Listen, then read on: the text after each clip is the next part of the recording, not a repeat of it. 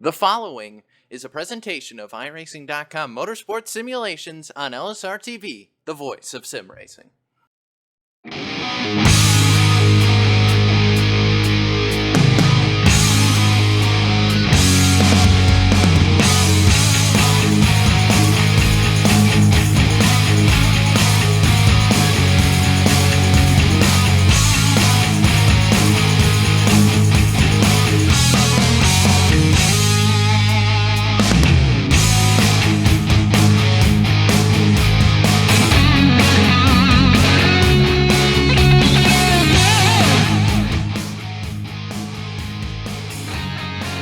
Good evening, sim racing fans, and welcome to LSRTV's continuing coverage of the Upstate Racing League showdown here tonight. It's the All-Star Race, the Lay Enterprise MP Roy Pro Late Model Series, and it's right here at New Hampshire Motor Speedway. I'm Andy Kessler, joining me topside in the booth and pushing the buttons here tonight.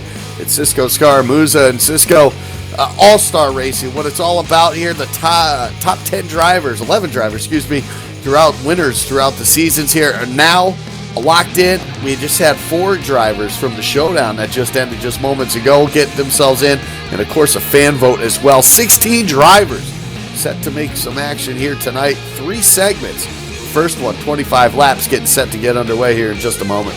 Yeah, absolutely, Andy, and we're thrilled to be here on LSRTV tonight here at the New Hampshire Motor Speedway. We were here just about 1 week ago back on RaceSpot TV for the All-Star Race, which saw some amazing action in these pro late models, and we're once again back here with the same cars. So another dose of these late models at New Hampshire. Andy, it's your home track. I know you love racing here.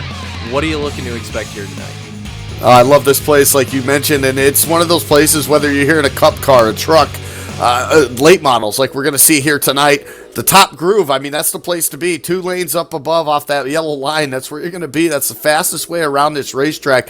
Really just letting these things roll through the center of the corner is what it's all about. That's where you get all your speed for these long straightaways, and that's basically how you get around on this flat 1-mile speedway here up in New Hampshire, which basically, honestly, is really covered by snow right about now. But anyway, for us, it's a great place to have a race, and why not have the All-Star Race for these late models at one of the bigger tracks that these guys see over the course of the season as well, too. So it's going to make for some interesting stuff. But the great thing is 16 drivers. It might be pretty clean, but we're going to see some great hard racing like we saw in the showdown just moments ago. The top 3 in that race, I mean, literally throw a blanket over them. Those guys were nose to tail battling it, swapping positions lap after lap over the last 5 laps or so, and I expect nothing but that here tonight for all 3 of these segment races. Of course, the first one, 25 laps, getting set to get underway in just a moment. All the drivers out on the track trying to get those last-second changes done to those cars, trying to get some laps under their belt, especially those guys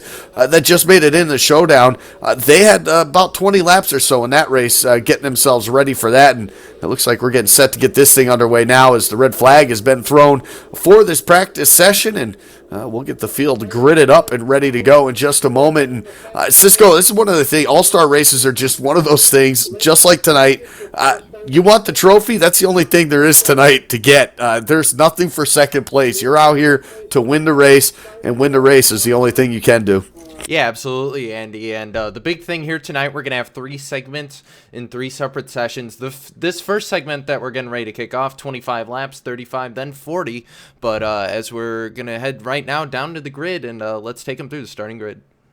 Let's do that right now. Justin Fuller did this himself, locked himself on the pole here, position for tonight's All-Star Race, at least for the segment number 1.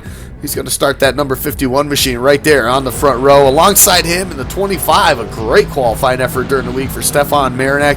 He will make up the outside of row number 1. As the cars start to roll, that second row, that's going to be CJ LeVere in the number 2, starting 3rd. 4th goes to the 19 of AJ Bunch, and Al Smith Jr. in the 96 will roll off 5th. 6th is going to go to Brandon Odo in that 24 Corvette. 7th is going to go to AJ Hamill. 8th is going to go to Nicholas Rasmussen. 9th will go to Justin McDuff. And rounding out your top 10 is Brian Rogers Jr. Starting number in the 11th spot, the number 99 is going to be Eric Hagg. 12th tonight will be Sean Cool. Cale Fredier will start 13th. 14th goes to the 73 of Eric Spencer. Dan Dubique will start 15th and starting shotgun on the field here tonight. In that number 22, 16 starter, it's Mike Holtzclaw. He was the fan vote, which took place on their website, which was kind of a cool deal there. Drivers that weren't in this, fans, friends, family, they all got a say in this one. And Mike Holtzclaw got that nod here tonight. So, as we get set to get the first 25 laps underway, the pace car will duck its way down to pit road. As we await the green flag, and it waves for Justin Fuller in that number 51. Good start for that bottom lane. Pull the advantage just slightly now into turn 1. Yeah, great jump there by Justin Fuller in the 51. He's going to get out to an early lead. Marinac on the outside trying to do everything he can up on that high lane. Gets a great run up there. Now as they thunder down the backstretch for the first time today, Marinac going to drop in behind that 51. Justin Fuller leads as they head down to turn 3. Justin Fuller, 4 wins already on the season up in the Upstate Racing League, doing what he does best, up front, leading the way here. Stefan Marinac, a great job to hold off that second spot. You can see CJ LeVere all the way from that second row. He started inside row number 2 in that third spot, but you can see already just dropping, and that just shows you how important that outside lane is, and we're going to keep an eye on that on any restarts over the course of the night. You want to be on that outside lane. It's paid off now so far for the top 3. AJ Bunch now in third. It's the 24 of Brandon Otto now trying to make that, dives it down into turn number 3, slides up the racetrack just a bit. It leaves a little bit of hope now for CJ LeVere. They're still side by side, off 4. Yeah, and side by side, Odo gets a great run on the outside, but the 2 of CJ LeVere still there as they head down to turn 1. He's actually going to get out of the throttle ever so slightly before trying to get back on the throttle. Going to see if he can try an apex through the corner. Meanwhile, right behind him, a close battle between the 18 of Hamill and the 71 of Rasmussen. Those 2 going at it, but back up front, Odo is still doing a great job and some great battling back behind Brian Rogers Jr. There's racing all over the place, this racetrack right now. Right now, about the top 7 now. We're single file here all the way to the 18 of A.J. Hamill now. That's the 2 of C.J. LeVere finally able to duck in the line behind that number 24 of Brandon Otto. But still some side-by-side racing. So I'm going a little bit of contact between the number 12 of Brian Rogers. It looked like the 99 of Eric Hagg there. Just a little bit of contact there in turns 1 and 2. They're able to settle it out now. The 12, though, falling back still. Brian Rogers Jr. now still stuck on that inside lane now as everybody's single file in front of them. 5 lanes up from that yellow line. Able to keep in front of the 5, though, of Sean Cool for the time being. Yeah, on board what looks like the Santa machine tonight for Eric Hagg. A white car as opposed to the black car we're used to seeing on that 99 tonight. But Rasmussen right in front of him was getting a little bit sideways as they came out at turn 2. But Hagg trying to make up some time to that gap in front of him. That's your second pack. And meanwhile, Justin Fuller and Stefan Marinac have basically pulled away from the field.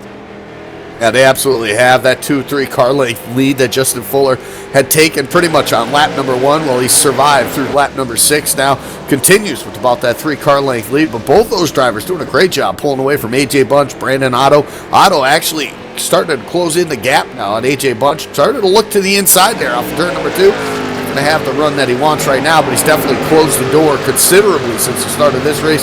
He's trying to still work his way up through. Started 6th. He's already up those 2 spots. All important 2 spots, but hey, I'll tell you what, he's getting the job done as he looks to the inside now. Off turn number 4, it's a side-by-side battle for that 4th spot.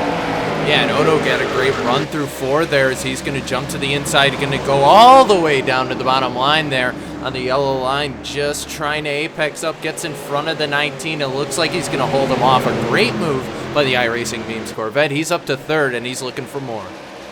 That's a slide job if I ever saw one at New Hampshire Motor Speedway right there.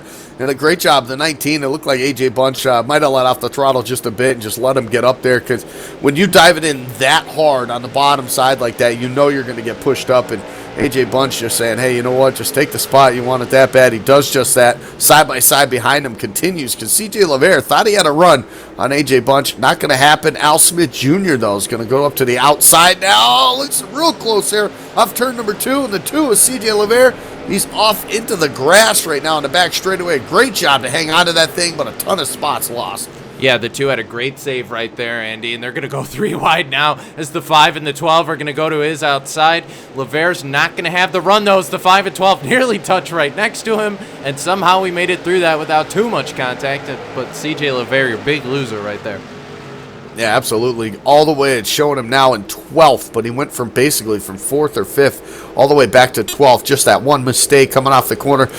Just a little bit too close for comfort right there. Got a little sideways, did a great job hanging on to that thing. So many times we see guys off turn 2 get lost like that, and they end up nose first in those tire barriers on the inside wall. So a heck of a job right there to keep that thing going. Cool the tires off a little bit. We'll see what he can do here as we work lap number 10 now as the leaders head back into turn number 1. Really solve the issue of the 51 of Justin Fuller. He has closed the gap about a car length or a car length and a half here over the last 5 or so laps, but still just unable protecting that top line. You're going to see these drivers like Justin Fuller, what they're doing right now, basically protecting that top lane. It gives them that advantage, that drive off of the corner, and so far it's worked very well for him as he continues to lead the way now, leading all 10 of the laps so far here tonight. We're closing in on this halfway of this first segment. We're going by pretty quick with no cautions. Yeah, no caution, and maintaining some great racing already as we watch the 25 still try and stalk that 51. I think what Fuller's just able to do, Andy, is because he's up on the top of the track, he could just save those tires a little bit while he's up there. Obviously, as we jump to a new segment, the tires are going to be reset, but for Marinak, you know, if he's running a little bit lower, he's probably using a little bit more tire than the 51. I don't know if maybe he should try and move up a groove, just try and search around a little bit, but he's got to do something because right now what he's trying to do isn't working. Yeah, it's just making it awfully tough. He's able to close the gap all the way from corner entry to center, but 51, oh, trouble, into the wall of the 51, and Marinak spins around. Caution out, first one here tonight, all caused by a mistake by the 51 of Justin Fuller. Got a little tight, got up into that wall off of turn number 2 that we see so many times here at New Hampshire Motor Speedway. And right there, caution number 1, Stefan Marinak, though, the biggest loser out of that one. It's going to put him all the way to the back of the pack here for this restart as caution. The first one underway here on lap number 12. And that could have been a lot worse, I think, for both of those drivers, but a great job. Nonetheless, a lot of right side damage for that 51. He's going to have to come down pit road, trying to get some of that fixed. But at the same time, I'll tell you what, Stefan Marinak, a little bit of front end damage. But overall, I think he did a great job keeping it off the wall and really keeping it off of that 51 as much as he could. And Marinak was just in a bad situation right there. I mean, the 51 hit the wall and just lost so much speed. I mean, there's nothing you can do as the 25 other than just brace and hope you don't wreck the motor. And that's what Marinak was able to do. Just a bad situation for Stefan there. And the 51 looks like he got a ton of right front damage. He pounded that outside wall. I don't know how that's going to affect the handling, but it's not going to be good. No, it's definitely not. Obviously, pit road open, but looks like just one taker coming down pit road. Eric Spencer in that 73 machine will head down pit road here. So leading this thing, Justin Fuller doesn't want to take that. Doesn't want to go to the back. I mean, we talk about these races. You're talking all-star races, and you got to let it all hang out there. But you also got to look at basically the golf style of points that we're going to do here tonight. Rather than max points being for the leader, they're basically going to go down in the order they finish. First place gets 1 point. Second gets 2 points. Third, 3, and so on, all the way throughout the field, the 16-car field here tonight. But what that's going to do is at the end of the night, after all 3 segments, the driver with the least amount of points is going to be that guy who is going to hold the champion, or the All-Star Race Championship trophy. And that it's kind of a game you got to play, because you got to also factor in that there's a full inversion after each segment as well, too. So Justin Fuller wins this one, well, he's going to be starting 16th in segment number 2. So there's a lot to think about, too, as these drivers get lined up here, double file, as we get set for the restart. And what's going to be interesting here, Andy, is we know Marinak had a fast car when this thing started out.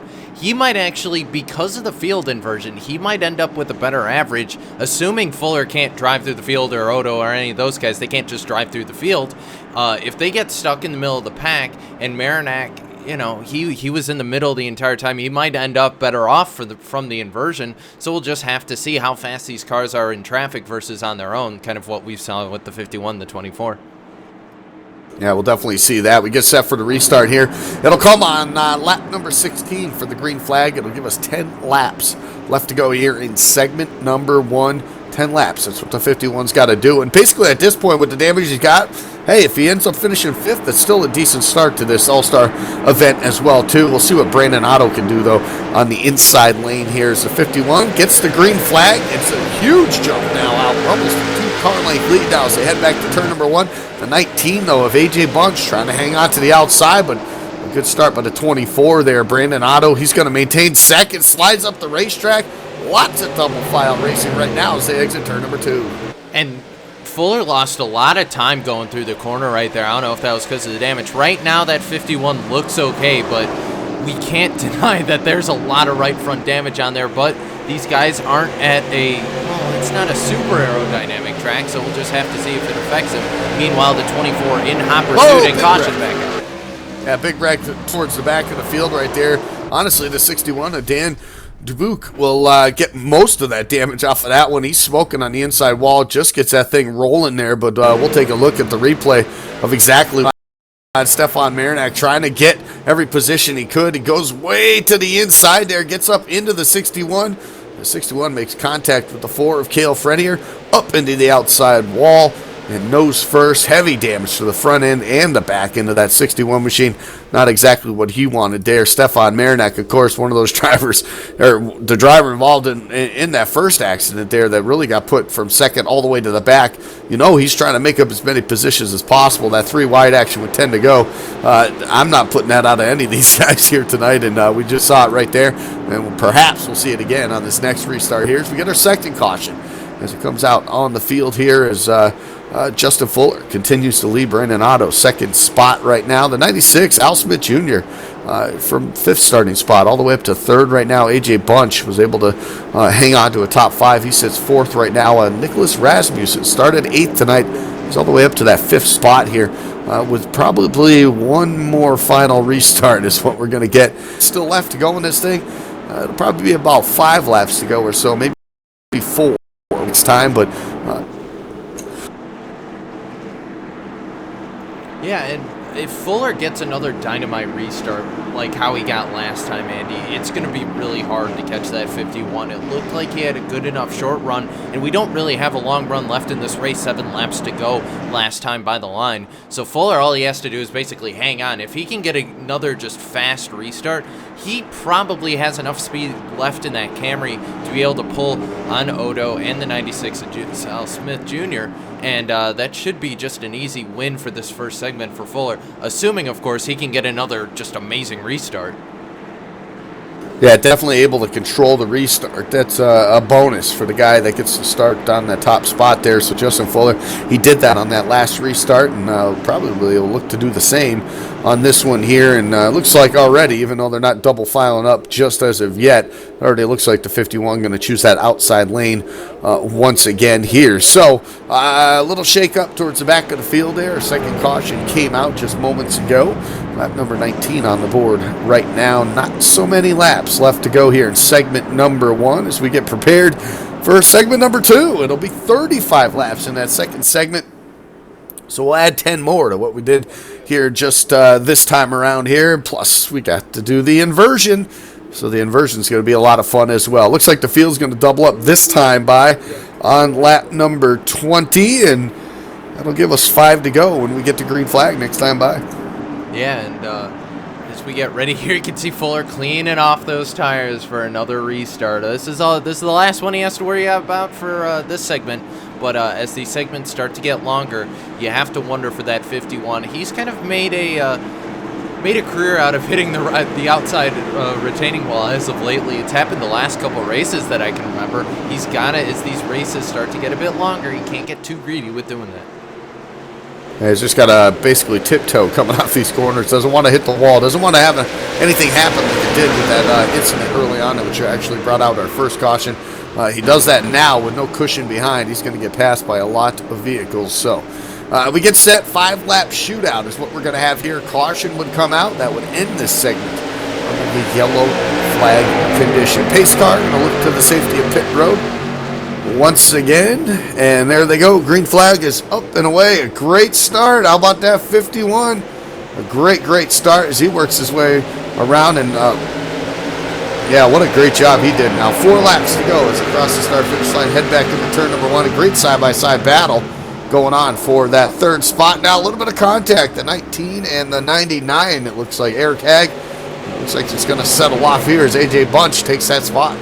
Yeah, and the 19 just got a great run coming down the backstretch there, and he's going to make it single file, but Odo looks, big crash back behind. That's going to end it right there. AJ Hamill hard in the outside retaining wall. We're going to get a replay on that in a moment here, but hard contact for the 18 of Hamill.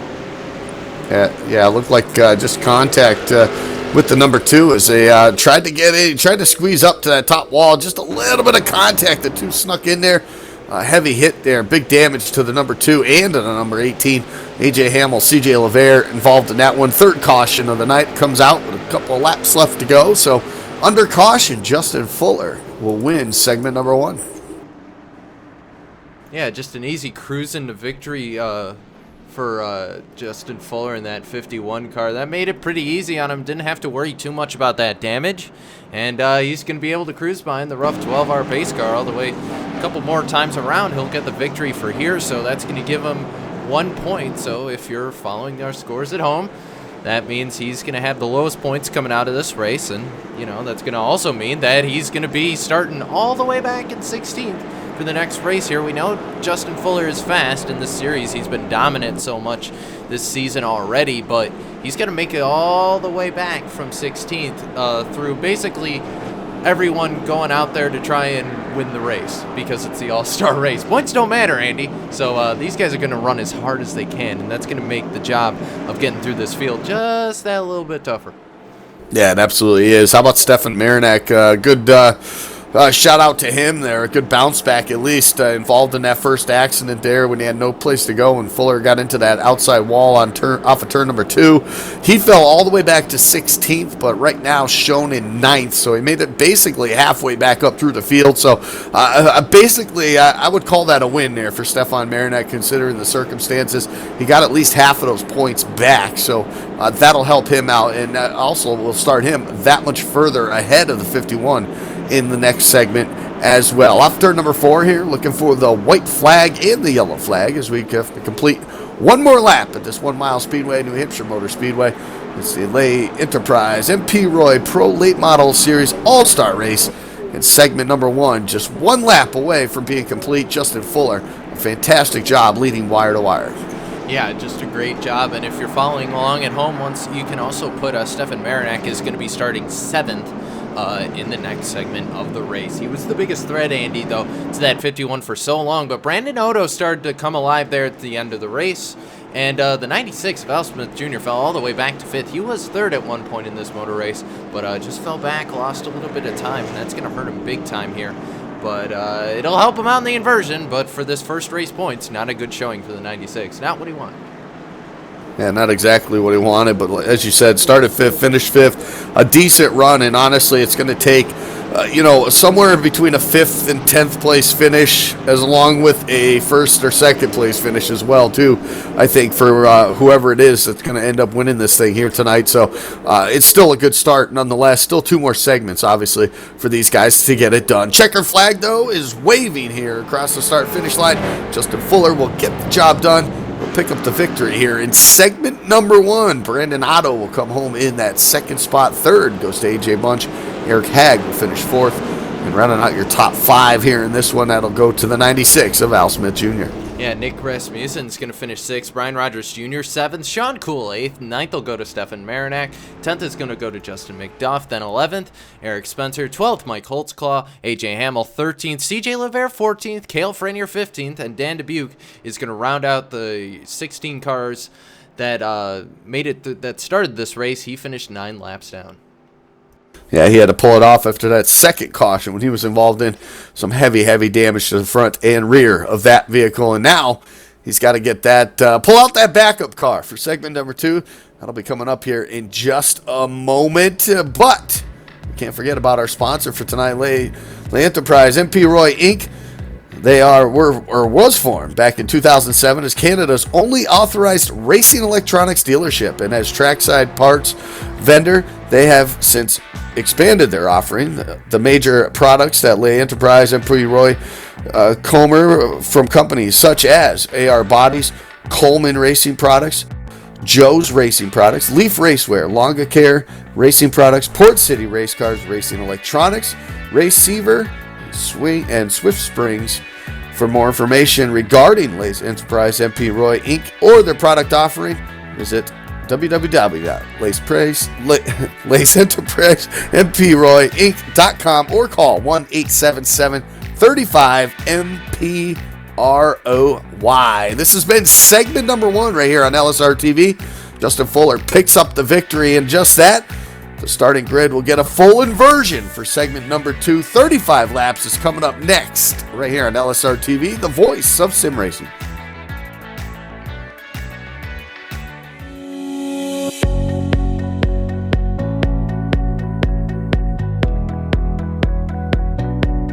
So obviously you guys have come from the virtual world to reality. What do you think about a sim racer coming in the real world? What were your expectations coming in? Coming from iRacing, a computer program basically down here to a real world scenario where you got all these guys with all these years and years and years and years of experience that are also using iRacing as a tool to come out and run against those guys and beat them and finish ahead of them and show them, there's a thing or two you might be missing is fantastic. I mean, that's a skill that I know I don't have, and I can appreciate it because I'm terrible at iRacing.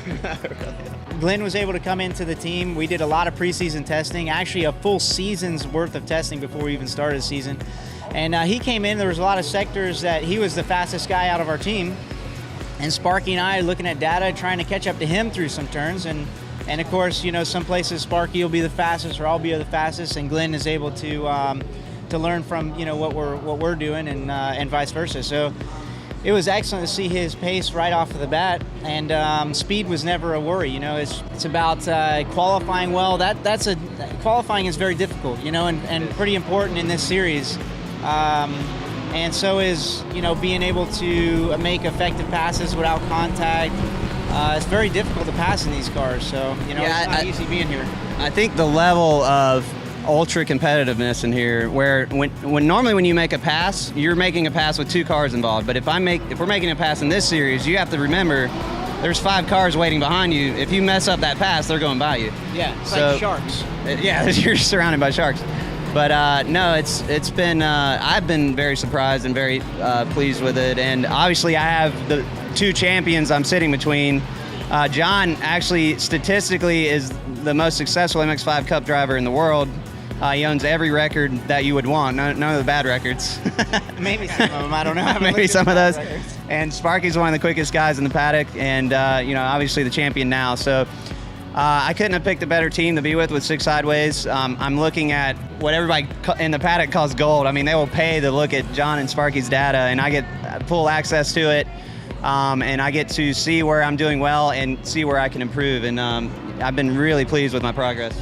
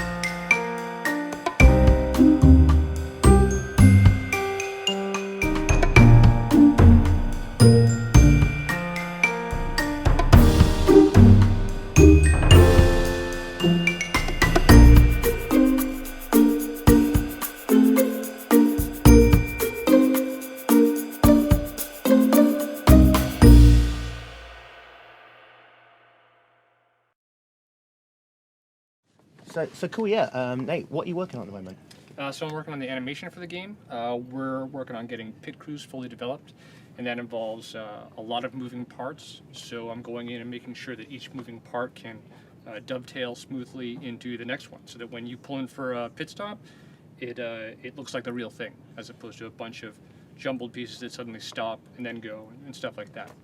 Yeah, that's so cool, but why aren't you working on the time model? Nothing?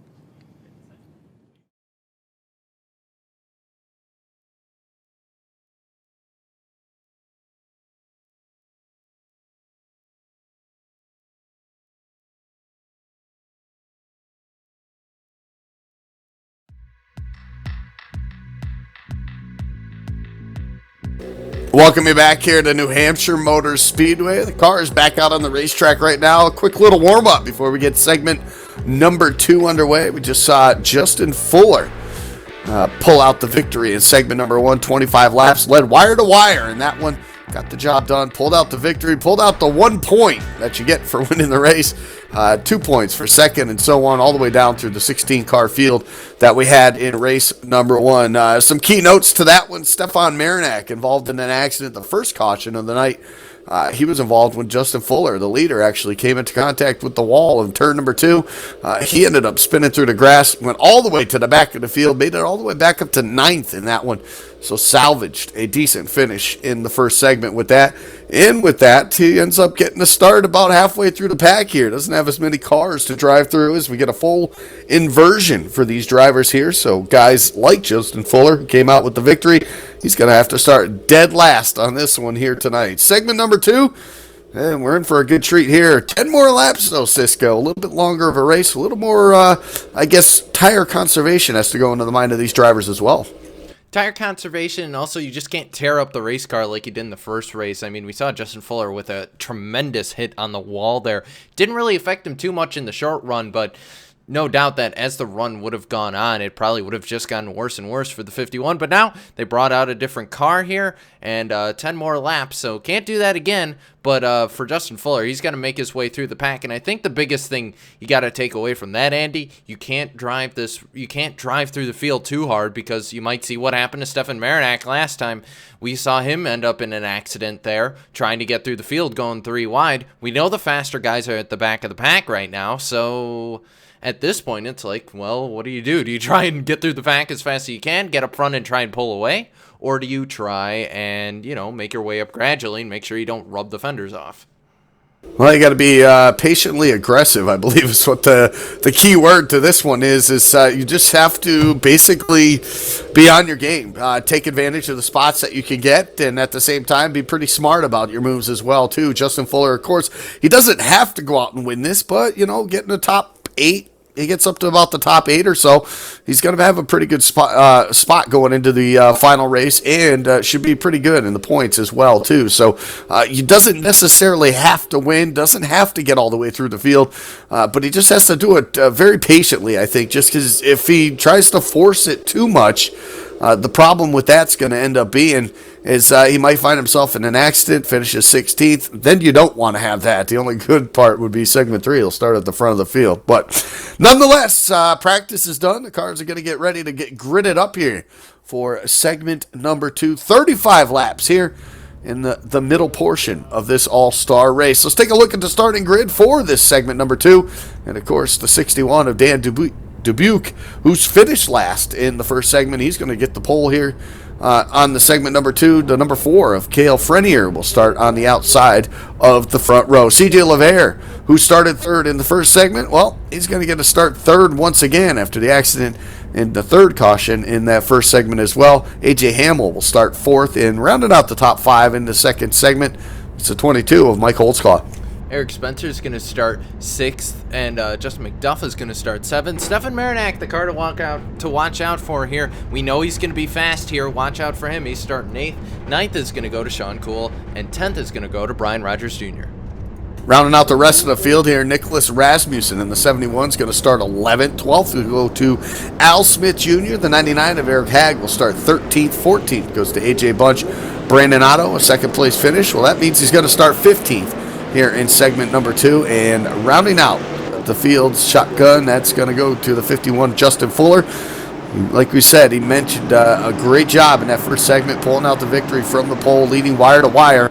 Now he's got his work cut out for him. He's got a lot of hungry drivers in front of him. He's going to have to be very patient as he tries to make his way up through the field in this short 35-lap sprint here in segment number 2. We get set for this one, and of course we've got the third segment that'll happen just moments after this one finishes as well too here. The All-Star Race is Delay Enterprise MP Roy late model All-Star Race here at New Hampshire Motor Speedway. In segment number 2 getting set to get underway. Pace car going to look to the safety of pit road. We will get our first green flag in segment number 2 right here. And we're waiting and waiting. And there it is. Green flag's going to wave. Pretty good jump both lanes on this one here. The 4 of Cale Frenier. A good job to stay on that outside lane. This might pose a little bit of trouble for Dan DeBoot. As they head into turn number 1, he'll clear him for the moment.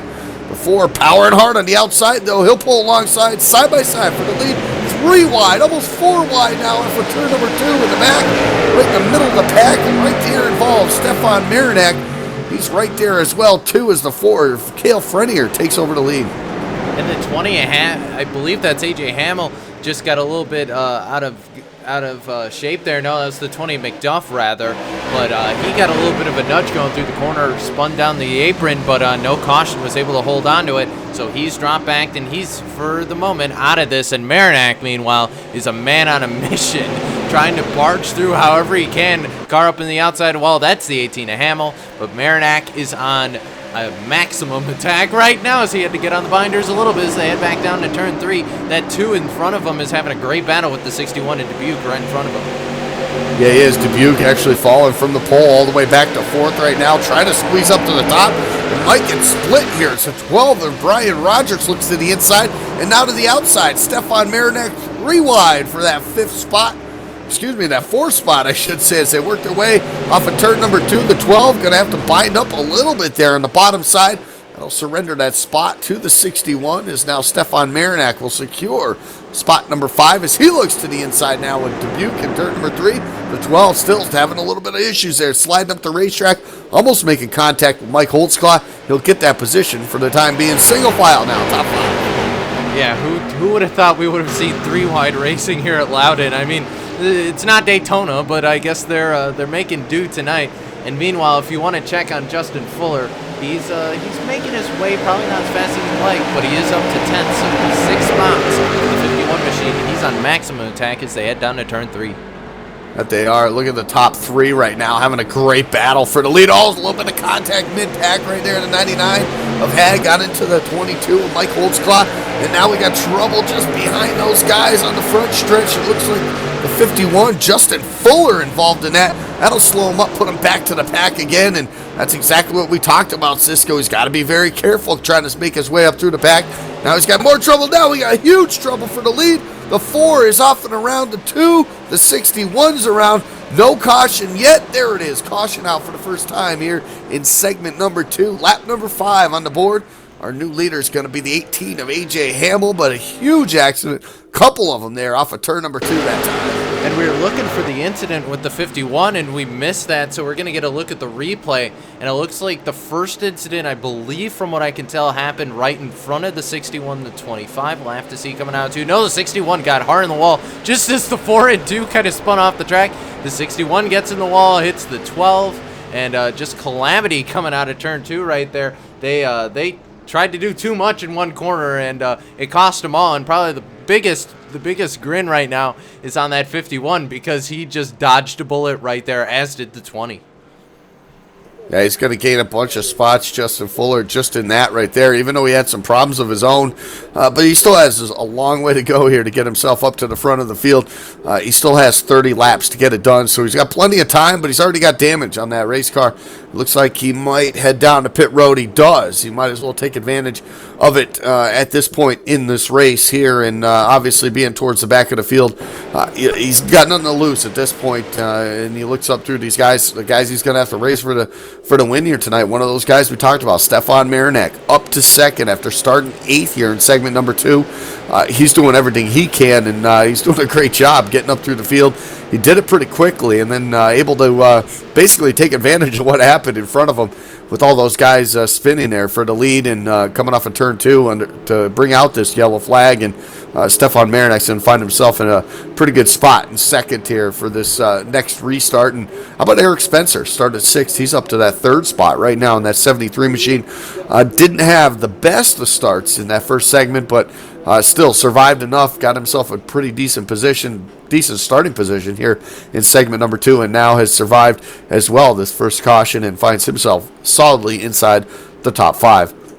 And I tagged the cameras back so we could take a look at what happened in the 51. A little bit of contact with the 24 Odo there. That's what sent the 51 back in the pack about a lap before that caution came out. He's back on track right now. He's running 13th.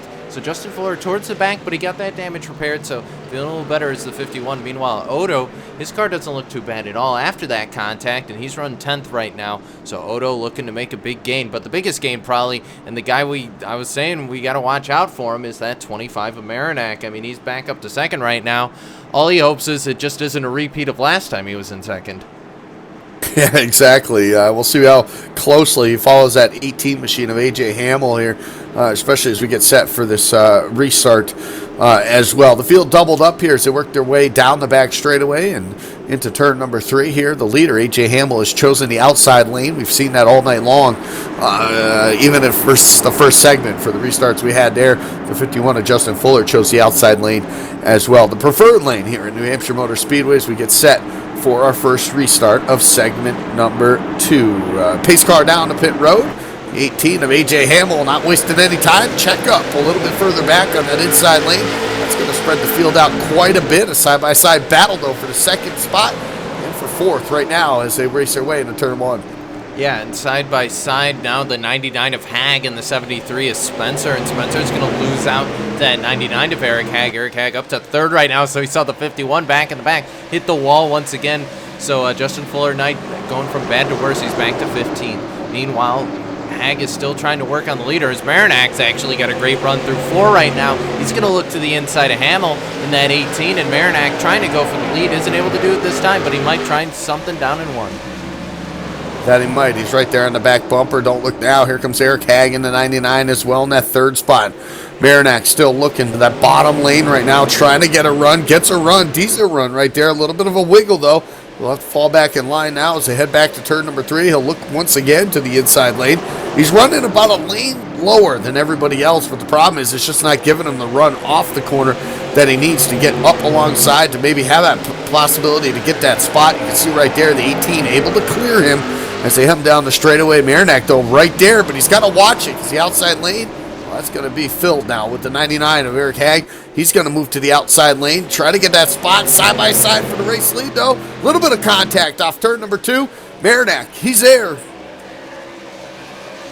And that's a great battle as they head down to turn 3 right now. Hamill trying to hold off the 25 of Marinak. Marinak down on the bottom side trying to do everything he can on the... Wow, what a run he got out of 4 right there. Made contact. And at the line, it's Hamill that time, but not for too much longer. Marinak fires it down into 1. Hamill tried to block him, and Marinak is going to get the lead as the caution comes out. Marinak's got the lead. Unbelievable right there. What a great job. Great job to get that spot right there, right where he needed it the most. Stefan Marinak's going to take over the race lead as we hit our second caution of segment number 2 here. It comes on lap number 12. Still trying to figure out exactly who it was. I was a little bit further back in the field there. Looks like some trouble down on the inside lane on the front stretch right here somewhere. I saw a car.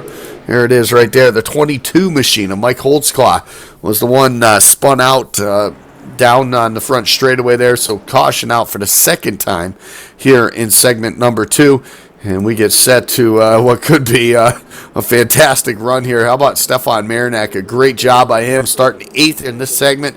He's up to 1st now. It only took him 13 laps to get there. Make it 12 laps because the caution came out on lap number 12, so Stefan Marinak with the race lead.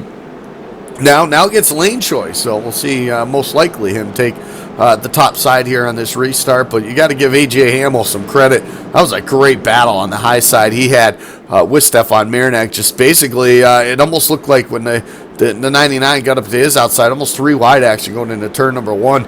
That's where the 25 with Stefan Marinak was able to take advantage of it, because it looked like the 18 had to get out of the throttle, because I think he was a little surprised he had somebody on his outside. A little surprised. I mean, they went 3 wide down into 1, and Marinak basically almost no-lifted the corner, I think trying to spook the 18, and he got ahead just as the caution came out. I mean, the timing on that was perfect. So, you know, Marinak at this point, he's sitting pretty. He knows he's got a great car. The only matter is who's the guy who can really challenge him. The 99 of Eric Hag was really mixing it up in that last run, Andy. I think he's got a little more speed than what he showed in the first segment. I think Hag is hooked up here tonight, and we know he's hungry for a win. It's been a long time since that Hag TV Chevrolet has been back to victory lane. I know he wants to get back there. Yeah, you're absolutely right. And even though it's an all-star race, doesn't count for the regular season, but it's a lot of bragging rights, because you hold on to that title for the whole season and into next season until you have to do this all over again. So it's a pretty cool title to have as the all-star race night. So he obviously had a pretty, an okay start to that first segment. And had a decent finish, and then started 13th here in this segment, all the way up to 3rd. So you got to know the speed's there. You can see the speed is in that machine here tonight. So to see him up towards the front here, that's 2 back-to-back segments, at least for the time being, running up towards the front. So he's here to win this one tonight. How about the 24 as well? Brandon Otto finished 2nd in the first segment. Currently runs in the 6th spot after starting 15th. And you look at the standings, basically how they run right now, and you see all these drivers, Eric Hag, Al Smith, AJ Bunch, Brandon Otto, we just mentioned. Those drivers all starting outside the top 12 for this segment. They're all right there now in the top 6 here. So obviously fast race cars. Great finishes in the first segment. Had to start in the back, and it's worked out for them here so far in this segment. They found their way back up towards the front of the field. You got to even say Justin Fuller right now started 16th. He's up to 10th. I said he needs to get to at least like about around that 8th spot, 8th, 7th, somewhere around there, and you can call that a pretty good run for him. And right now he's showing the way here. Only a few more spots to get just that. So the field looks like across the start-finish line right there. 20 laps on the board. It'll be 19 to go here when we get the green flag, as the 25 machine, Stefan Marinak, chose to take the outside. Yeah, Marinak's going to take the outside for this restart, and that outside has been just so great. I mean, it worked out so well for Justin Fuller in the 51 the first segment. So Marinak going to probably took some lessons from getting beaten there on that first segment, and going to take it to hard here. He's going to start on the outside. Hamill's going to start on his inside. Then you got Al Smith up on the outside. He's going to be following Marinak, but Hag is going to start 3rd on the bottom side. So we get set to get underway here for the second restart here in segment number 2. Stefan Marinak, as you mentioned, on the outside lane. The preferred lane now as they get set to get underway. Pace car down to pit road. Green flag will wave, and there's the 25 now. Here we go. Good start. Up 2 car lengths now. The side-by-side battle for second. It rages on now with the 96 of Al Smith Jr. on the outside. How about the dive in there for the 18? Now that's going to cost him, though. It's going to slow him up just a bit here. A corner exit. Give that second spot. In trouble behind the 73 around Eric Spencer. No caution as of yet. He's able to get it pointed in the right direction. Back up on the racetrack, but for Eric Spencer, running that 8th spot, a spin off of turn number 2. He had some help. But we stay green flag racing for the time being. And how about some racing we got on the racetrack right now? The 4th spot is being contested right now. Hag, he's down on the inside. You got the 24 of Otto trying to take it over here, as he does into turn number 1. Yeah, Odo's got a great run through 1 and 2 right now. A little bit of a shock to the 18 of Hamill. And Hag, meanwhile, has dropped back all the way to 5th, so Hag did not get a good restart there. Eric Hag in big-time trouble, as now the car right behind him trying to take the spot away. That's AJ Bunch. Meanwhile, Odo still on the back bumper of Hamill, trying to find his way past. He's done a great job so far, making his way up. And as they run, and too far down, lurking back there, and he's going to, we know he came to play. And Justin Fuller, look out for that car, because he's made his way through the pack. He's 8th right now, and he is on the move. Oh, big wall hit once again for Fuller, so never mind that, but lost a little bit of momentum as they head down through. Yeah, he is actually getting a run on the outside. It looked like a Nicholas Rasmussen, and got hit by the wall right there. The wall jumped out and bit him. It's going to cost him a position now as he works his right now with Brian Rogers Jr. in that number 12 machine as they run side by side back into turn number 1. The only cars right now up towards the front going side by side. Fuller will take that spot back now as they work their way through 1 and 2. Pretty good battle just ahead of them there, watching the 18 of AJ Hamill trying to hang on to that third spot. Odo's been trying to take that away since the drop of the green flag, but I'll tell you what, when you're protecting that top lane like that 18's doing, it makes it awfully tough to get the job done and get that pass made right now. As you see Otto right there on the back bumper as they race down into turn number 1. And as they head down into turn 1, Otto is all over the back bumper of Hamill. He's giving him a couple shots here. You know, 3 strikes and you're out. And I think Odo is about ready to move that 18 if he doesn't get out of the way, because we only have 15 laps to go. Time is running out for Odo to get to the front. Every point matters here, especially when you look back and you see that 51 car not too far behind Odo. Odo needs to make up some points, get himself a little bit of a safety gap here as they head out of 4, though. Not going to happen. No, it's not going to happen. And Stefan Marinac starting to pull away now from Al Smith Jr. as well. About 3 or 4 garlic. There, finally contact with the 24. He really gave a shot to the 18 right there. And now the 18 of AJ Hamill having trouble trying to keep that thing underneath them. How about the 51 into the wall once again? Now he gets a bumper shot from the 12. But trouble again for the 51 of Justin Fuller off of turn number 2. That's about the 3rd or 4th time we've seen him get into that wall. Still able to keep that thing straight. Now gets in the back bumper to 18. Trouble of turn number 4 is the 51, Justin Fuller, the 18, the 71, the 12. They're all involved. Now more contact. The 5 gets into the 51 of Fuller. Heavy damage down the front straightaway. We got a big mess down there. Yeah, that was a huge mess, Andy, as we're going to take a look at the replay and try and suss out what happened. I mean, there was about 3 or 4 different wrecks that happened all in that. So first what we're going to do is we're going to look to the 51 and see what happened here. He came down into turn 3. The 2 cars were side by side right in front of him. That was Rasmussen on the outside as we watch it right here on replay. The 71 comes down the 18. The 18 gets into the brake just a little bit. Floor goes hard in the outside wall, basically flips the car, rolls it, gets back going. Right as the 5 goes to avoid the wreck, he comes down, thought he was clear. The 51 was down there.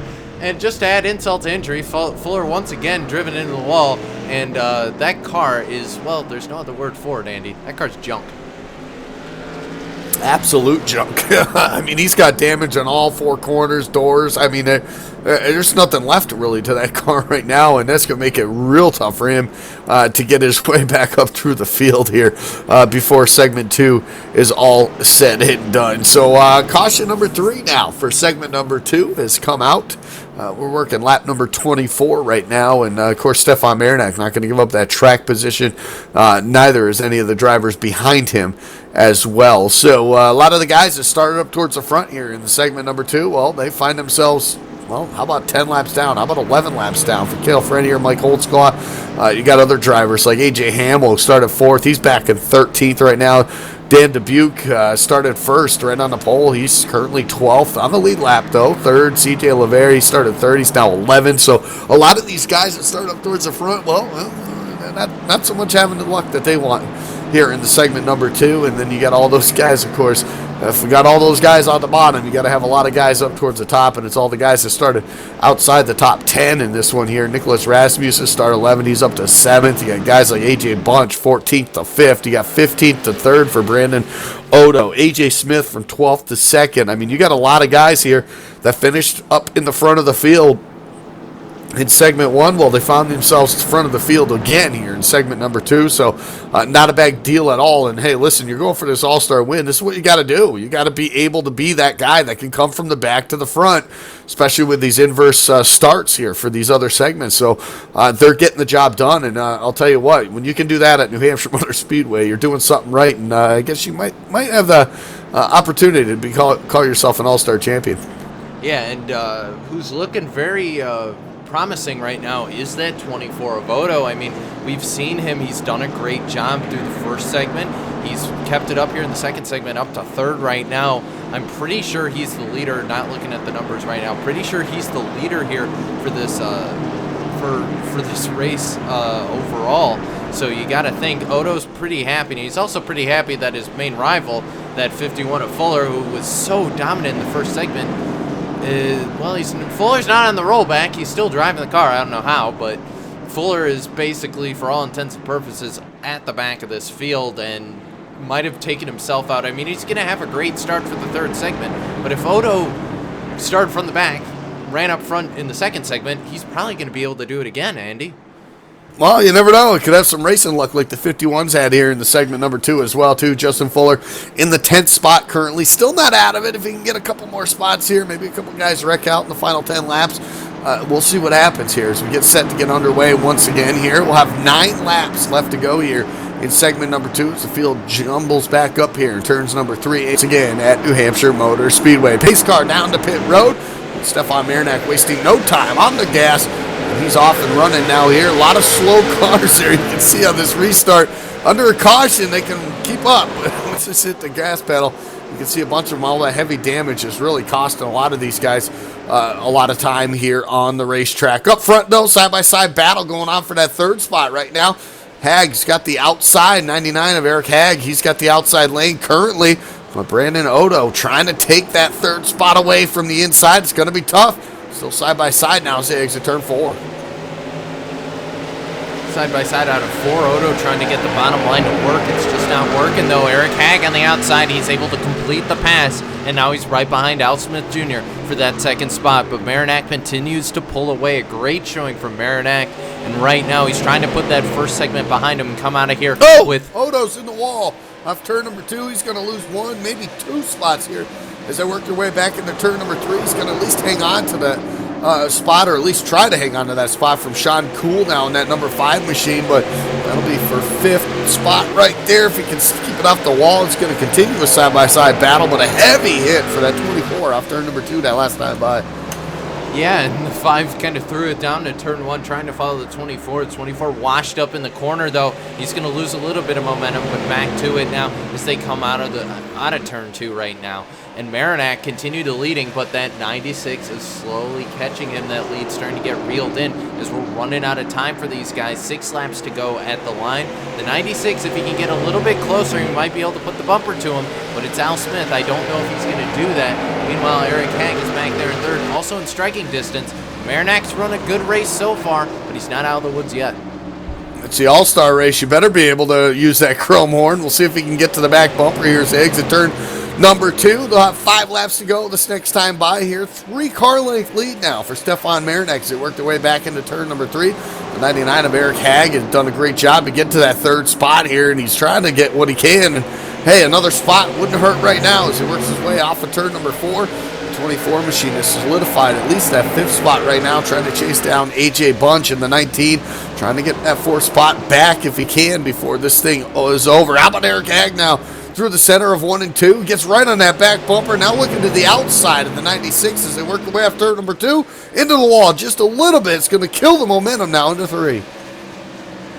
Down to turn 3 they go, and Hagg lost all that momentum, and as a result, because of a little bit of battle there, Marinac was able to just put a little bit of a gap on him, about half a tenth there, but it just might be enough. 4 laps to go at the line, and Odo lost another spot out to that 19 AJ Bunch. AJ Bunch up to 4th now. So Bunch trying to make a charge to the front here. Not sure what's going on with the 24, but he just doesn't look as fast as he used to be.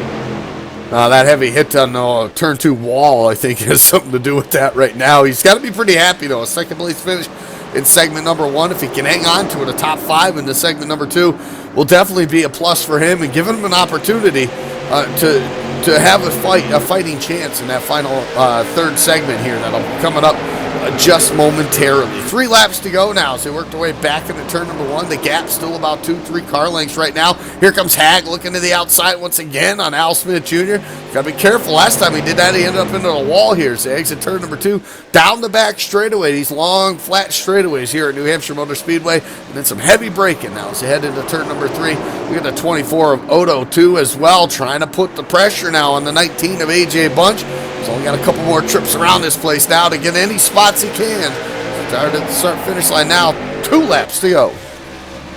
2 laps to go and time running out for that 96, like you said, but haggle over the back bumper. Al Smith, I think at this point, he just has to focus on guarding for that second spot rather than trying to go for first. That 99's been all over him. If he sends it off in the corner just wrong, the 99 might be able to take that point away. But as they come around to take the white flag, Andy, it's all Stefan Marinak here. He's got a good lead, 0.4 back to that 96 of Al Smith. If he doesn't mess up this last lap, he's good to go.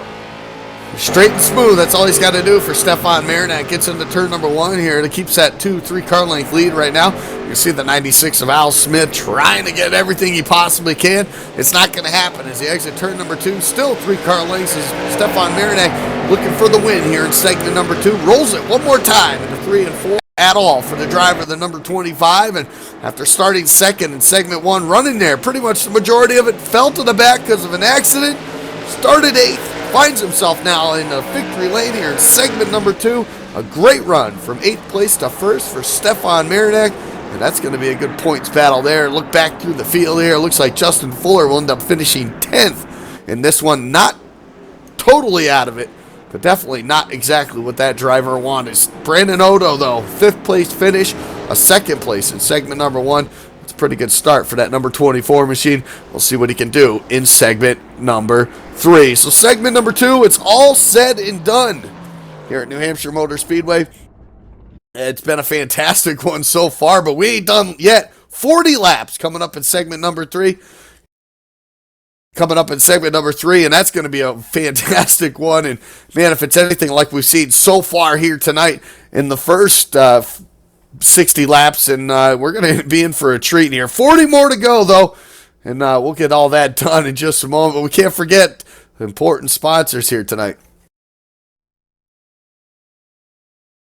Yeah, absolutely, Andy. You got to thank, of course, the title sponsor for the series, Lace Enterprise MP Roy Incorporated. They were formed in 2007 as Canada's only authorized racing electronics dealership and as a trackside parts vendor. They have since expanded their offering. Their major products include that Lace Enterprises MP Roy Corner from such companies as AR Bodies, Coleman Racing Products, Joe's Racing Products, Leaf Racewear, Lawn Care Racing Products, Port City Race Cars, Racing Electronics, Raceiver, and Swift Springs. For more information regarding Lace Enterprises MP Roy Incorporated or their products, visit www.laceenterprisesmproyinc.com or call 1-877-35-MP-ROY, or that's 67769. It's been a fantastic segment number 2, but one more to go. 40 laps coming up here from New Hampshire Motor Speedway. It's the Upstate Racing League All-Star Race, and it's only here on LSRTV, the voice of sim racing.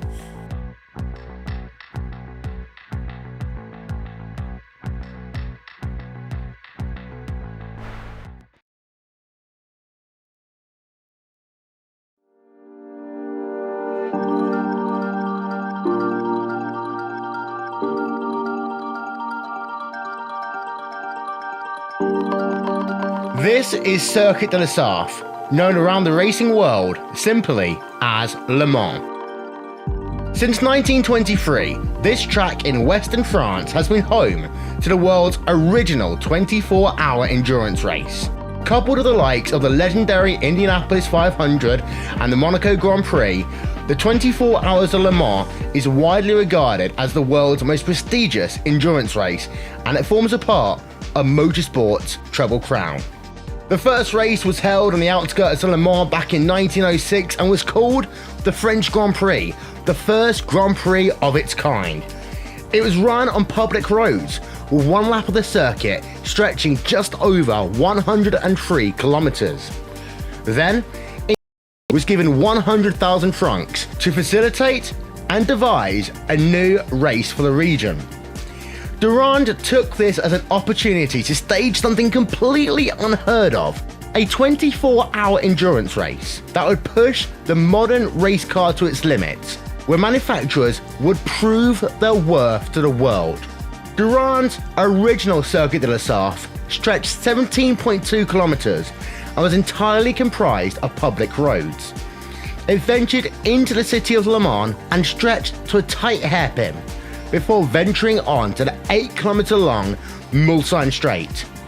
In 1929, the hairpin was bypassed due to safety concerns with expanding town suburbs, and safety was always a thing that changed and progressed the racetrack over the years. In 1932, the track as we know began to take shape. That was prompted by the construction of a new 1.5 kilometer bypass running from the start-finish area to the new entrance of the Mulsanne Straight, the now infamous Taton Rouge corner.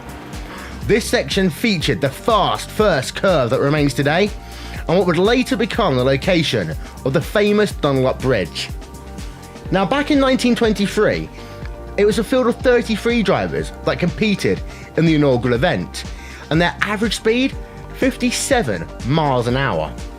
By 1956, the field had increased to 49 cars, and they were running at nearly twice the average speed, at 104 miles an hour. As the cars became quicker and the competition rose, the track continued to evolve. For example, in 1972, the final section of the track was completely reconfigured to bypass the dangerous Maison Blanche kink. This included the addition of the Porsche curves and the revised Ford chicanes to slow the cars on the run from Anage corner to the start-finish line. These features remain today. One of the then traditional aspects of the race was the Le Mans start. Drivers would stand across to the track where the cars were parked, and then at the drop of the French tricolor, they ran to their car, climbed in, fired the engine, engaged first gear, and pulled away in a cloud of exhaust and burned rubber. Not surprisingly, this was discontinued for safety reasons, as drivers would either rush to buckle their seatbelts, they didn't even bother buckling them at all. Dan Gurney, who together with AJ Foyt won the 1967 race, famously recounted using his knees to steer his Ford GT Mark II on their opening lap at speeds well above 200 miles an hour whilst he fastened his seatbelt. Since 1971, Le Mans has reverted to the more traditional rolling start used throughout endurance racing today.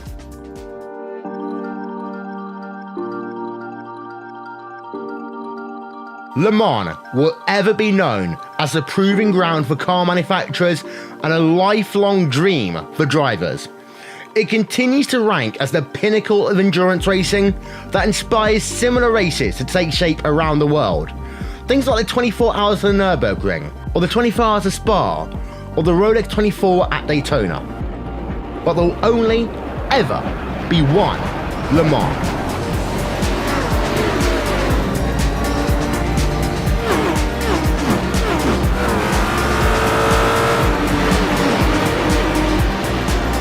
Experience Le Mans on iRacing.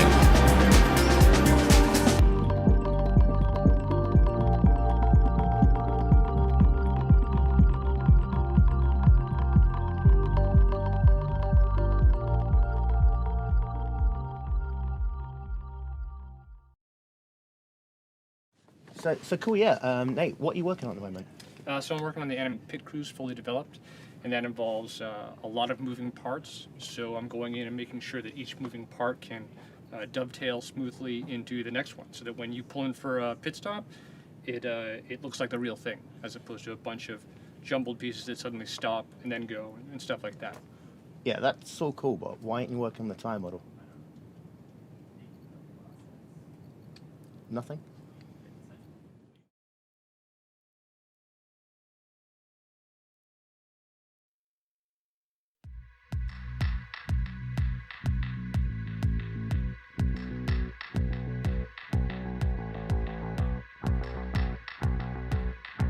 Well, welcome you back here to New Hampshire Motor Speedway. It's the Upstate Racing League right here live on LSRTV and iRacing Live. And a fantastic one we've had so far here in the All-Star event. 2 segments down, 1 more to go. 40 laps, the scheduled distance for this one here. As the drivers get basically out of that car into their third car now, get it out on the racetrack, warm it up a little bit here. as they get set for 40 laps here around this 1 mile speedway. Well, I'll tell you what, Cisco, we haven't had nothing but drama in the first 2 segments. Seen guys up to the front, fall to the back, come back through the back. Some decent guys needing some good finishes in the second segment, getting those. Guys like Stefan Marinak picked up the win after finishing in that 8th spot in the first segment. He finds himself now right in the mix of this thing here too. So, but look at these points. How about it? 4 guys currently, 4 tied right now at the top of the standings. AJ Bunch, Eric Hagg, Brandon Odo, and Al Smith Jr. right now currently with 7 points, 3 points back from them. You got Stefan Marinak, and then just 4 points behind them, you got Justin Fuller in the 6th spot here. I mean, this is just absolutely phenomenal how close this is right now, and it just shows you how important this race is going to be. And I'll be honest, Andy, coming into tonight, the format kind of threw me off because, I mean, we're not used to this golf style of points. Usually what we do is, first place we get the most points and then, kind of weave it back through there. This style of points is, I mean, we've come out of the second segment with a 4-way tie for the lead. And if you're looking for the points, you can check out our live chat. I just linked them, the Upstate Racing League.com All-Star Watch Now. That link is going to take you straight to the points. But a 4-way tie for the lead of this thing, and then 3 points separate Marinak, and then back 1 more to Justin Fuller. That's the top 6, and they're separated by 4 points. That's crazy coming into now, and you got to think, Andy, Justin Fuller, he's going to do everything he can to win. Marinak's going to do everything he can to win. For the top 4 right now, I mean, they ran well, but I don't think they're the fastest guys on the track. I mean, we've seen the 25 go out and dominate. We saw the 51 go out and dominate. The 24's been up there, but he hasn't done the same. We haven't really seen the same performance out of the rest of those guys. So I got to wonder, Andy, is now the time you got to step up? You got to win this thing? Well, listen, you don't have to dominate to win this thing with the format that it's got. I mean, you look at what Brandon Odo has done, basically finishing in the top 5 in the second segment and then finishing second in segment 1. He's been consistent, and that's all he's had to get done right now so far. So, I mean, you don't have to. This race, he has to go out and take this thing from these guys. He cannot let guys like Stefan Marinak, Justin Fuller come out and dominate this thing and sit back there in the 5th, 6th, 7th spot. He'll lose. He's got to be up there battling these guys for this. He's got to get a top 3 finish if he wants to win. So do the other guys that are tied with him in points. I mean, this is just what it all comes down to, and it just looks different because of the points. But in theory, it's all still the same anyway. But nonetheless, this is fantastic. 4-way tie at the top of the board here as we get set to get underway for segment number 3, 40 laps. The final segment, of course, a full inversion. Once again, the inversion, though, coming from the finishing order of segment number 2 we just had. So, of course, you got to look at guys like the 25, Stefan Marinak, who started up at the front, finished at the front of the field here in segment number 2. Now has to start all the way in the back. 14 cars going to make the start here in this final segment. He has to go from 14th. And I'll tell you what, he wants a chance to win. He's got to finish in that top 3 if he wants to get it done here tonight. All-Star race is getting set to go underway. Let's take a look at the starting lineup now. The grid for the segment number 3. And, of course, at the top of the spot is going to be that 22 of Mike Holtzclaw. He'll start there. Outside of row number 1, it's going to be the 12 of Brian Rogers, while Cale Frenier will start 3rd. 4th goes to the 71 of Nicholas Rasmussen. Justin Fuller, he didn't want to start up there in the front, but he has to because of the finish he had, finishing 10th in segment number 2. He's got to get up there and dominate this thing. He needs to win if he wants a chance to win this all-star race here tonight. Yeah, and then right behind him, just McDuff in the 20, and then C.J. LeVere in the 2. And then right behind them, the first of that 4-way tie at the top of the standing, Sean Cool. And then Brandon Odo, who's in that 4-way tie, as I mentioned. He's going to start 10th right here. And he's the first one who is in that 4-way tie for the at the top of the standings coming into this race. Absolutely. The rest of them behind him, AJ Bunch, Eric Hagg, Al Smith Jr., and, of course, Stefan Marinak. All those guys starting from 10th to 14th here are those guys up in the top 5 of the standings. We get set to get this 3rd and final segment underway here. So the field doubles it up, works their way through 3 and 4.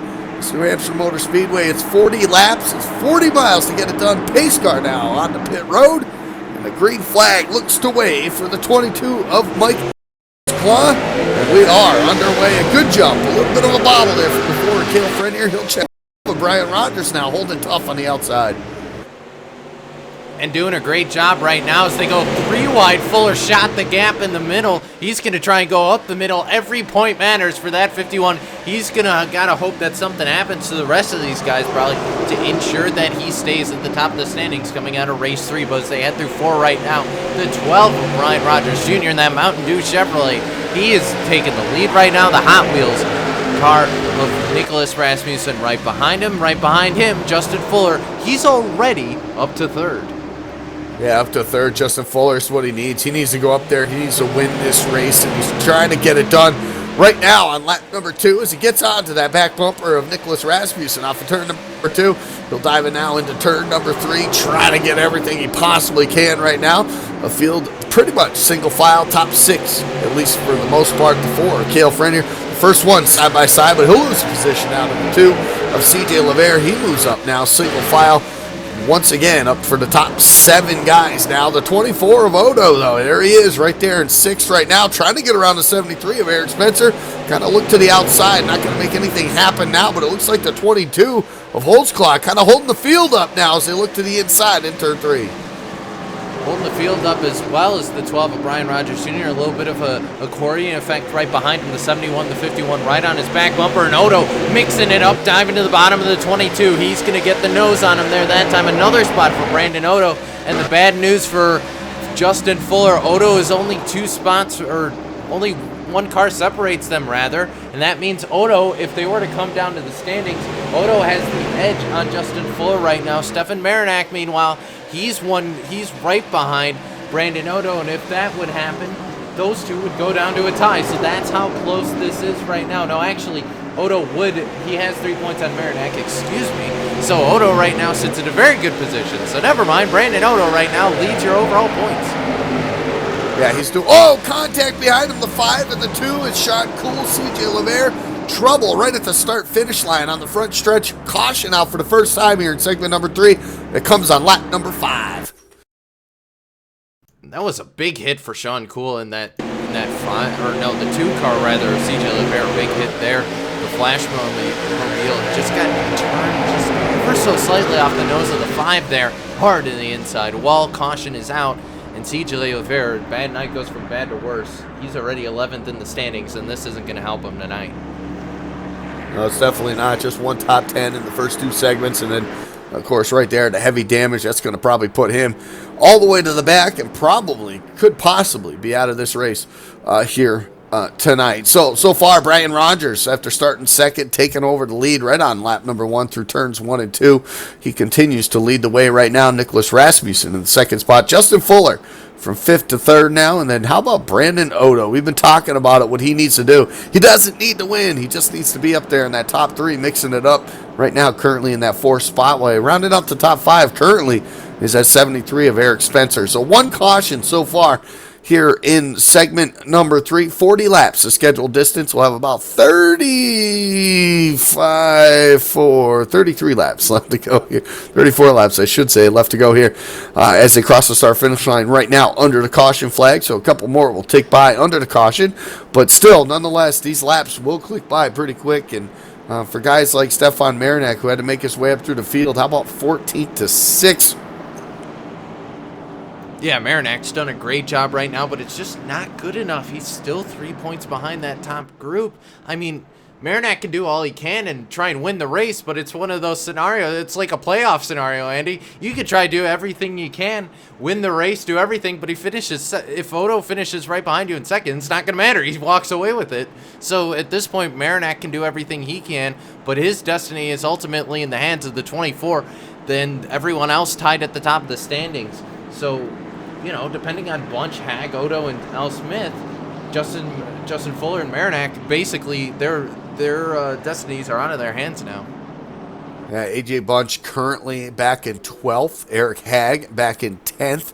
Al Smith in 9th right now. Those are the other 3 drivers that are tied with Brandon Odo coming into this third and final segment. So Odo right now currently sitting pretty right now where he's at. Doesn't really, as long as he keeps that 25-51 near him, a spot or 2 in front or behind, he's sitting in the driver's seat right now for what could be an all-star win here tonight at New Hampshire Motor Speedway. We're not done yet, though. There's plenty of racing left to do.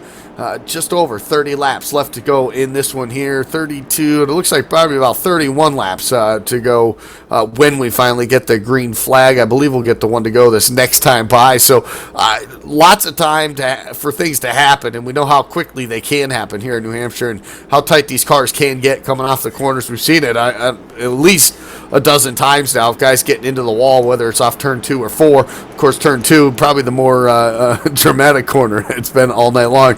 But nonetheless, either way, these guys, a lot can happen in these short amount of laps that are here, especially with the guys that are trying to just get to the front. Guys that are tied for the points that we mentioned, those guys that are tied with Odo coming into this final segment, those guys need to get moving, need to get to the front. They got to get close to that 24 if they want a shot at winning this as well. Field doubling up, though. We get set for the green flag here, and like I said, the fun is not yet over here at New Hampshire.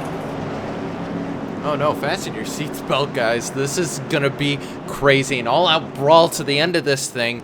And Brandon Ogle going to do everything he can. Justin Fuller, all these guys trying to win at least one of these segments. Hey, you get some bragging rights if you do. But for Brandon Odo and Justin Fuller, those guys at the top of the point standings here, those are the guys that need to get to the front and need to get to the front to secure that win in the overall points. We look at your top 10 right now. Brian Rogers, Nicholas Rasmussen, Brandon Odo, Justin Fuller, Eric Spencer, Stefan Marinac, Cale Frenier, Sean Cool, Al Smith Jr., and Eric Hagg. That's your top 10 right now. The rough 12-hour pace car gets ready to make the dive to pit road. That it does. We look for our first restart here in segment number 3. The pace car down and away, looking for the green flag, and there it goes, the 12 of Brian Rogers. Not wasting any time, neither is the 24. A great jump for Brandon Odo. That's going to give him the advantage now, heading back into turn number 1 here, trying to get ahead of Rasmussen. He does just that. Clears him. Here comes Marinac now to the inside. Maybe a little contact with Rasmussen, but side by side with Fuller. That's for 4th now down the back straightaway. And wow, a lot of bumping right there. Rasmussen up in the wall. He's going to try and hold on to it, sent it down to the grass. And Rasmussen right there, he's going to come back on track and hold on to it, but he's going to lose all those spots. So Rasmussen out of this thing. And meanwhile, Brandon Odo took all that kind of goofiness that happened around him and said, all right, I'll just take the lead then. So Brandon Odo, your lead, and effectively with the All-Star Race overall win and win in segment 3 right in his hands. Yeah, what a great drive to the front right there, taking advantage of all that chaos going on behind him. Brandon Odo doing what he doesn't need to do, but hey, why not? Why not go out in style, win segment 3, and win the whole thing here tonight? And he's doing just that now. A slight lead off of turn number 4, about 1 car length separating him and Brian Rogers. A couple more back to Stefan Marinac, Justin Fuller in that 4th spot. Sean Cool in that number 5 car up to the 5th spot here. So, man, I'll tell you what, the 3 guys with a great opportunity at the start of this thing. 3 of probably the fastest cars that have been here all night long. The 24, the 25, and the 51. They're right there. Top 4 now back into turn 3. Yeah, back into turn 3 right now. And the 12 trying to make a little bit of ground. He closed that gap. I thought he was going to drop like a rock, but it just didn't happen there, Andy. And meanwhile, Marinac right behind him there kind of hounded him, and Justin Fuller back there as well. But for Marinac and Fuller, they can't do anything. Odo's leading the race. They'd need Odo to be in 4th before Marinac could at least tie him. So as it stands right now, Odo is in a great position right now. He'd have to get passed by all those cars, and then even then, he still walks away with the overall win. So for Odo, let's just put on cruise control and let those guys fight behind you. Yeah, and that's exactly what they're doing right now, side by side for that 2nd spot. It's a 3-way battle, almost contact with Fuller and Rogers right there off of turn number 4. It's going to keep the side-by-side momentum, though, with that 25 of Stefan Marinac in the inside, trying to dive it into the corner. Still on the outside, though, is Rogers trying to battle him off of turn number 2. It's not going to happen. Give that 2nd spot now to the 25 of Marinac. Now the battle ensues for that 3rd spot as Justin Fuller on his back bumper now dives it down in turn number 3, slides up the racetrack, almost makes contact. The side-by-side, though, continues off turn 4. Wow, what a race between that 51, the 12. The 12 does not want to give it up, but Fuller doesn't have any time to spare. He's got to get to the 24 and do something to move Odo back there. You got to think the 51's not thinking very happy thoughts about that 24 to get him back to the point where he could do something for this overall. But at this point, Justin Fuller, you got to think he just wants to win this thing, so he'll get something at least. And meanwhile, Marinac up to second. But we just can't leave that battle right behind Marinac. And the 12 and the 51 finally going to settle it out. And the 12 back to fourth as now Marinac in pursuit of Odo in that 24 and Fuller right behind him. Yeah, so the 3 fastest guys all night long right now sit 1, 2, and 3. Rogers doing a great job, though, up towards the front. He's hanging on to the back right now of Justin Fuller as they work their way down the back straightaway. Now Odo, though, has climbed out to a huge lead at New Hampshire here. I mean, you're talking 6, 7 car lengths. That's a huge lead here at New Hampshire Motor Speedway, and we're just shy of that halfway point here as they come across to complete lap number 16 and put that in the books here. We'll have just 34 laps left to go here. 24 laps left to go here at New Hampshire Motor Speedway. It's going to go by quick, especially the way these lap times these guys are putting up right now, just over the 32.5 second mark right now, and Odo just getting it done right now as he heads back into turn number 3 and continues to stretch out the lead. Yeah, Odo is putting a hurting on the field right now as they come through 4. You lose a little bit of time going through there, but it looks like Odo's the fastest car on the track as of right now. He's grown that lead to 3/4 of a second, and meanwhile, all Fuller can do is sit and ride behind Marinac in that 25. He can't go anywhere, so Fuller gonna give the excuse me, and he's gonna bump him out of the way. Thank you very much. Goodbye. Yeah, that's a great battle going on for that second spot right now. Marinac onto the outside. You got the 51 of Fuller to the inside. I want to correct a mistake here. This race has only been scheduled for 35 laps, so 5 laps shorter than what I thought it was going to be right now. But how about Fuller taking that spot, literally taking it from that 25 of Marinac right there off turn number 4. He'll get the spot. Rogers thought he was going to be in that fight as well, too. He falls back just a bit here. Looks like maybe a little bit of handling issue with that 25, but as I say that, look at him close the gap from center off right there. He's still on that back bumper, still trying to get that second spot back from the 51. You rolled out of it like Andy. I thought he was just trying to, yep, that's exactly what he was doing. He was just trying to get to the back end of the 51. I don't think he cares about trying to get past the 51. I think he cares about knocking on the door of the 51. In the wall goes Fuller once again, and Marinac's going to gain it. Let's see if he drives it down to 1. This is going to be interesting. On that back bumper, gives him a shot. Gives him another shot. 2, 3, 3 shots. Pushes him up out of the way. Takes the second spot now off turn number 2. A little bit of door contact with Fuller and Rogers. They put Marinac back in that second spot. These guys roughing it up, and guess who's loving it? Brandon Odo. Pulling way away now as they work off of turn number 4. Come across the start-finish line. 15 more laps to go here in New Hampshire. And Fuller has got to be heated. He just got his own move pulled on him, and Marinac pulled on him as well. As soon as they got out to the front straightaway there, Marinac just got a bit of a gap on the 51. The 51 fell back behind the 12. Now going to use a little bit of force maybe to get by the 12. Nah, just going to jump to the inside there. So Fuller at least going without the weapons this time as they head down to turn 3. Fuller around the 12 this time. A little bit more peacefully that time, but I think if he gets back to the 25, Andy, I don't think Fuller cares about this race anymore. I think he just wants to get back to the 25 and pay him back. Oh, it's hard to, I mean, listen, when you see that 24 and you know you're coming into this, you were 3 and 4 points behind respectively, talking about Marinac and Fuller, and then you see the guy that you're chasing, he's in front of you. I mean, this is unbelievable. Oh, into the wall off turn number 2, 51 once again. Opens the inside door. Here comes the 12 of Rogers now looking for that spot. He backs out of it, though. Gives it back to Fuller as he still tries to chase down that 25 of Marinac. I'll tell you what, he catches up to him. The way those two guys have been trading paint here in this final segment here, I would not be surprised to see one of those guys get spun around. He's going to have to catch him first, though, Andy. Yeah, exactly. If he keeps knocking down that outside wall, he's just not going to do it. It's not going to work. But Marinac trying to cut into that lead of what he can of Odo. I mean, he's got time. He's got 13 laps if he can do it, but he's just not catching him fast enough. We'll take a look at the interval between them. A 32.81 last lap for Marinac and 8.3 for Odo, that's just not good enough, Andy. He's got to catch him much more if he's going to hope to get past him. Yeah, I mean, at this point, over a second and a half behind. He's got to literally caught him a little bit that time, but it's not enough. He's got to be over a tenth quicker. Plus, he's got to get around on Brandon Odo, get on cruise control right now off of turn number 2. A comfortable second and a half lead now as he still works his way around. Not many laps left to go here, closing in on about 10 to go here. It'll be 11 this next time by as they come to the start-finish line. But he's definitely got that thing on cruise control. The last thing he wants to see is a caution flag before this thing ends right now. Some great battles still going on throughout the field.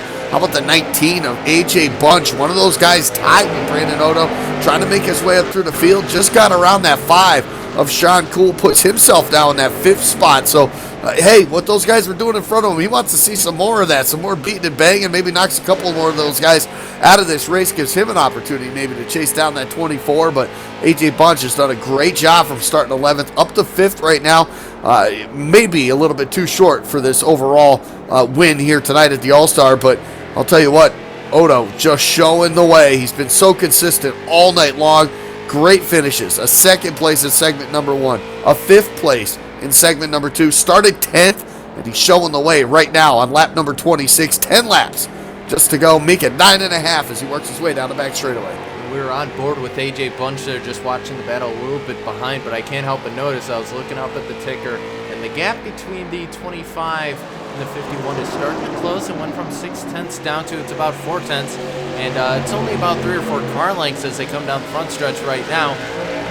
I think these guys know that they're probably not going to catch Odo, so I think this is just going to be a battle royale once the 51 gets to him.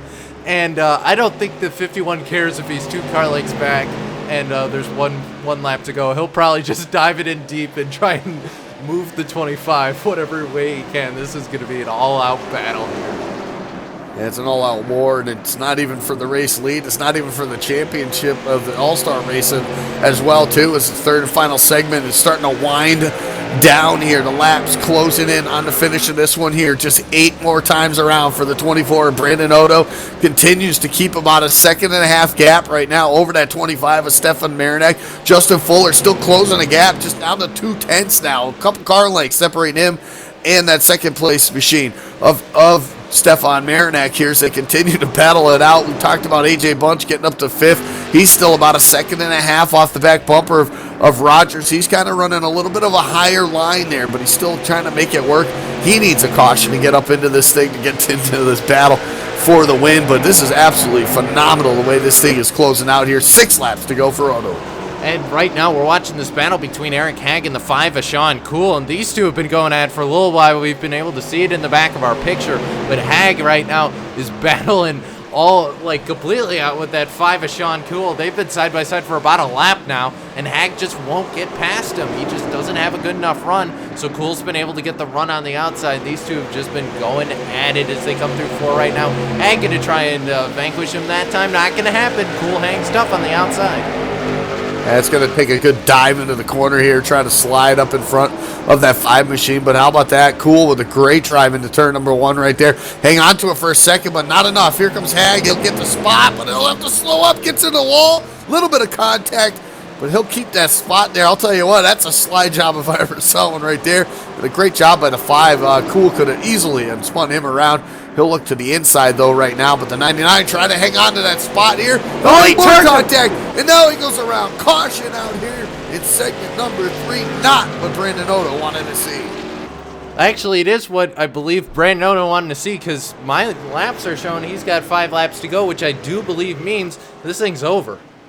It's going to be close. Or if it's a one-lap shootout, we got to watch out. And the 25 and 51 are next to each other. That's going to be nuts. Oh, this is going to be absolutely phenomenal. Hopefully we can get a 1-lap shootout here. It's going to be awfully close here. He comes around, takes 4 laps to go here, catches up to the pace car. Is what Brandon Odo's going to do right now into turn number 2. But, oh, man, this is going to be... I hope there's 1 lap. I hope there's 1 lap. Why not? Let's finish it off on a good note under green. This would be absolutely phenomenal. A 1-lap shootout to decide everything here tonight at New Hampshire Motor Speedway. It's been nothing short of fantastic all night here. Segment 1, segment 2, and now segment number 3, setting up what we hope to be a one-lap shootout before this thing is all said and done. Right now, Odo sitting in the catbird seat, came in tied for the lead in the points coming into this final segment. Right now, currently leads. He held a 3-point lead over Stefan Marinak, who runs second. He held a 4-point lead over Justin Fuller, who currently in that third spot. You got to look a little bit further back to the 19 of AJ Bunch, right now currently in the 5th spot. This is an opportunity for him. If things get kind of crazy up front, if we get a one-lap shootout here, he might have an opportunity to steal one out of here, but a great run nonetheless. You got to give it big shout-out to the number 19, AJ Bunch, for what he's done here tonight. Gets himself up here. How about Al Smith just behind him in the 96? A great job as well. Started 13th in this segment here, all the way up to 6th, and this is what these guys wanted, was a caution. The problem is, if there is a green flag again, it's only going to be a one-lap shootout, so it's not going to be enough time, I don't think, for those guys to get up there unless we have major problems up at the front of the field. So heading into turn number 3, and I think he would have to get the 1 to go this next time here if they were going to get a one-lap shootout. So we'll see what happens if these guys double it up here or not. If not, it'll be all said and done, and Brandon Odo will be the All-Star champion. So they're going to come this time, and we'll have 2 laps to go, and I believe they need to get the 1 to go here. So we'll see what happens, and it doesn't look like it's going to happen. So unfortunately, this one, I think, is going to end under the caution flag, which is too bad. But I'll tell you what, the 24, he ain't going to be he's not going to be sad about that at all. You got to think he's got to be a little bit happy, because the 25 and 51 were going to start basically next to each other. Yeah. And whatever was going to happen, I'm pretty sure Odo might have gotten caught up in it. So I'm pretty sure Brandon Odo is going to take his victory and run away while the 25 and 51, I don't know, maybe they'll have a fist fight in the infield. What is that, 1969 style or something like that? Yeah, exactly. Daytona 79, 500. 79. There we go. 79, Got yeah. my ears 10 right. years off, a little decade off, but that's all right. We're looking for the white flag, though, this time for that number 30, or 24, I should say, Brandon Odo. What a way to cap off the All-Star win, and a win in segment number 3 as well. He finished 2nd in segment number 1. He finished 5th in segment number 2. And here he's going to find himself a victory in segment number 3 and give himself the All-Star win. It doesn't take domination to get it done, but I'll tell you what, he's dominated this segment number 3. Brandon Odo doing what he had to do, and he did it in style too as well.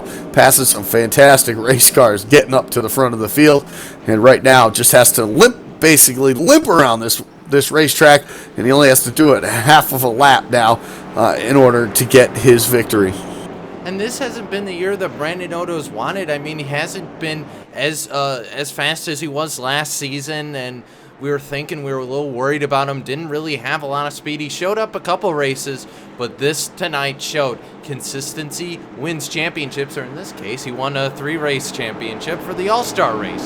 So you know what? I think, Andy, he's going to take it as he paces behind that rough 12-hour pace car. You know, and I'll tell you what, too, also, when you're having a bad season, coming in through and picking up a victory like this in an all-star event, it's a way to bounce that season back, too. So look out for him in the next couple weeks, too. Brandon Odo, he gets the job done here at New Hampshire Motor Speedway, and he is your all-star, a pro late model all-star race. And it was all done right here by the 24 of Brandon Odo. A fantastic job all night long. And he's going to do a little bit of celebrate now as he gets a little crazy through turns number 1 and 2. But he's going to light that thing up here tonight with a fantastic job. And congratulations to him. A fantastic win in segment number 3 and a fantastic all-star race win for him as well. 3 segments is what it took. But Brandon Odo will be your all-star race champion here at the Upstate Racing League. And an absolutely great job he did tonight doing some drifts around the racetrack. But what we're going to do here is we're going to send it a little bit to a break, see if we can talk to our top 3 finishers. You've been watching the Upstate Racing League Lakes Enterprises All-Star Race right here on LSRTV and iRacing Live. We'll be back in a moment. Stay with us for post-race interviews.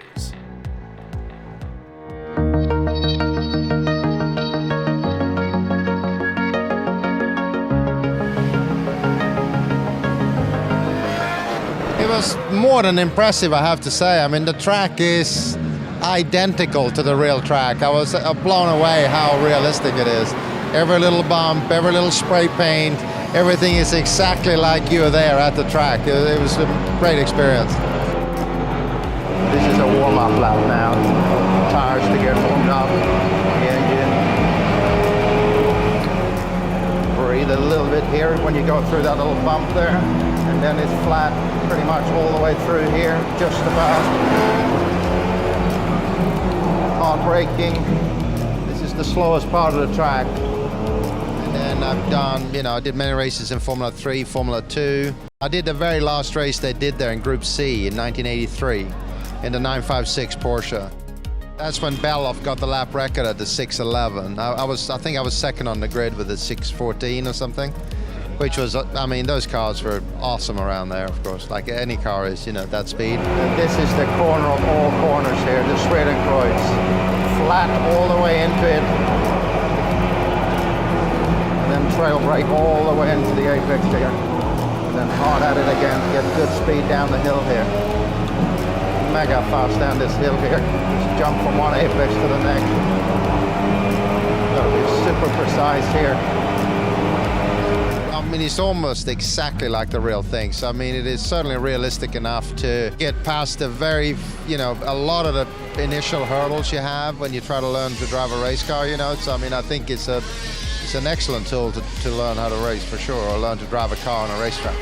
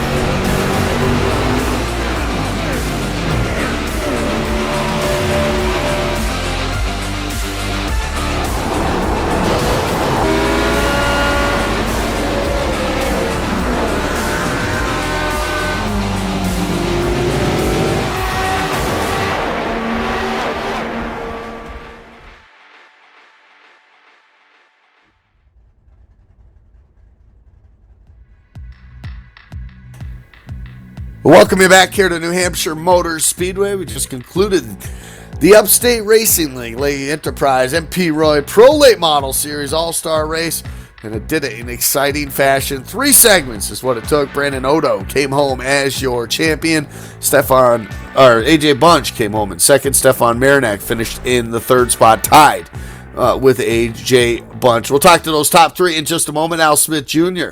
came home in the 4th spot. 5th goes to Justin Fuller. Eric Hagg finished in the 6th spot. 7th with Deshaun Cool. Brian Rogers will finish 8th. 9th goes to AJ Hamill. And 10th to Nicholas Rasmussen. 11th's going to go to Dan Dubuque. 12th's going to go to Eric Spencer. 13th to Justin McDuff. 14th to CJ LeVere. 15th, Cale Frenier. And rounding out the 16 drivers in the All-Star race here, Mike Holtzclaw is going to finish overall in 16th. But standing down in victory lane is Andy Kessler with a very excited Brandon Odo. Yeah, you're absolutely right. Down here, an awesome victory lane down on the front stretch right here at the start-finish line, talking to Brandon Odo. And Brandon, talk about, I guess, basically, in your mind, how does this play out for you? 3 segments, there's an inverse order for each segment. What was the plan for you? Just be consistent? Obviously, that's what happened to you, and it paid off in the end. But was that the game plan coming into tonight?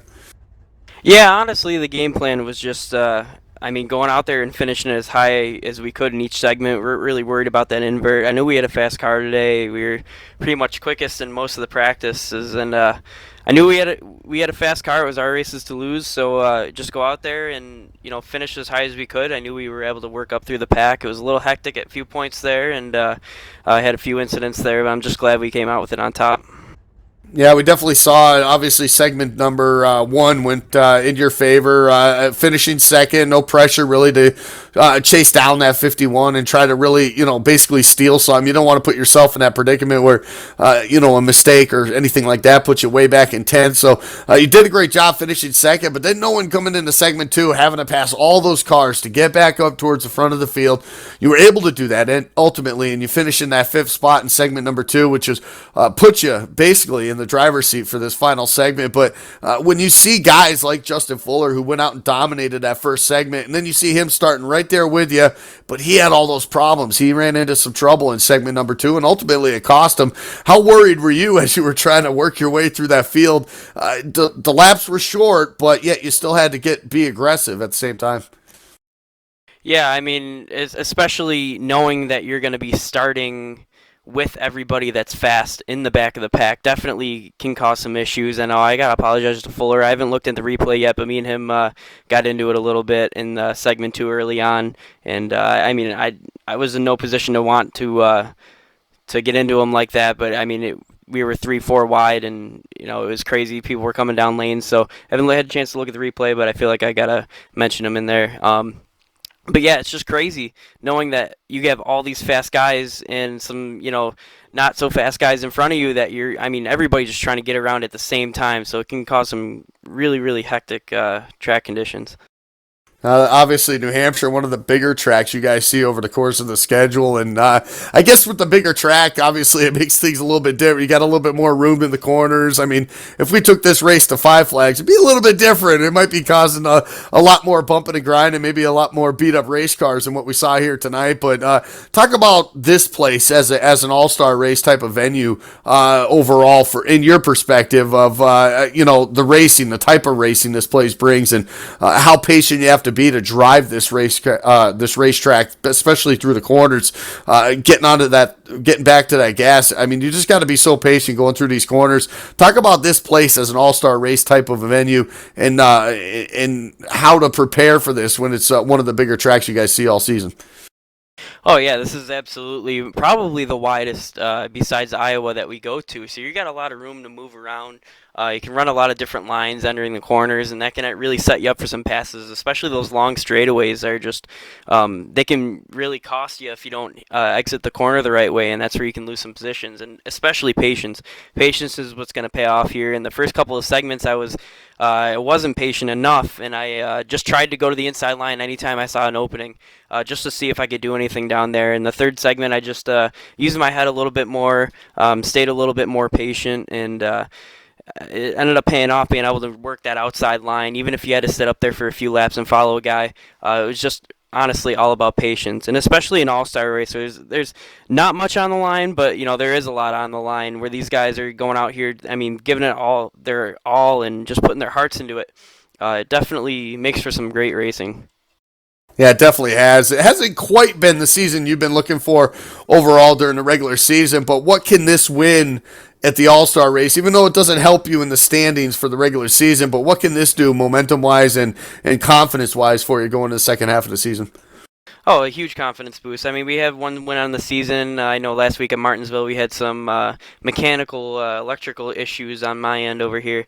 Otherwise, we probably would have finished real good in that race too. So I got to just use it as a confidence boost. The last 3 races we ran with Upstate have been nothing but really strong, just a little couple little errors here and there. And I think now that we have all that fixed, I'd like to take this into the postseason, the chase here. I think we'll have a real good shot at this championship. Well, I'll tell you what, you're on the right foot with the big win here tonight, and all-star win here. Bragging rights, basically, is what this one's for, and bragging rights for at least a full season until we get to do this again. But I'll let you give this opportunity. Sponsors, shout-outs, who do you want to thank to help you get there tonight?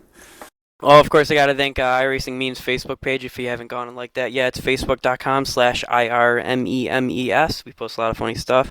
Also got to thank Pole Position Raceway Buffalo and Joe Grab for getting me out here. Also, good luck to Joe in his first dirt track race, going to be the Hangover 150 over Ransomville Speedway this New Year's Day.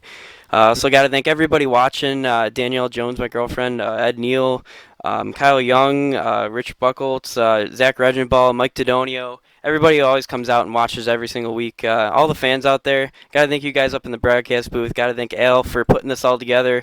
And hopefully everybody watching, we put on a good show for you. And yeah, I know we got a couple little incidents there, but hopefully we put on a good show. You put on a great one here tonight. Congratulations again. All-star win here at New Hampshire Motor Speedway. You can go on and celebrate now all through the night. Thanks, guys. Have a good one. There you have it, your winner here tonight. Big win for Brandon Odo. A fantastic job here, and just consistency. Got it done for him. And I'll throw it a little further down pit road, though. It looks like Cisco has caught up with our second-place finisher. It was AJ Bunch. Yeah, down here on pit road with AJ Bunch. And AJ, another consistent night. I mean, we talked about Brandon Odo's consistency just a moment ago, but AJ, you had a great run tonight. I mean, you finished fifth, you finished third, you finished fourth. So, I mean, third, fourth, fifth, they don't line up, but at the end of the day, you were right mid-pack all day. You had a great run. The car looks a little beat up for this third race, but how was it for you? Oh, thanks, guys. It was definitely crazy. The first race, starting up front, was kind of smooth sailing, just kind of getting our feet wet and seeing what the car had. And then the second race, when we had to come from the back and everybody started wrecking in front of us, that was when it got a little stressful. Clean pretty much the entire race and throughout the entire night, so it's a win-win. I will definitely take a P2 here at the All-Star race. Yeah, absolutely, AJ. You had a great run tonight. The car, like I said, the car looks a little roughed up, but you managed to stay out of most of the disagreements here tonight. How was the feeling out on the track? We know it was the All-Star race. Everyone wants to go out and win there. Was that feeling out there on the racetrack tonight?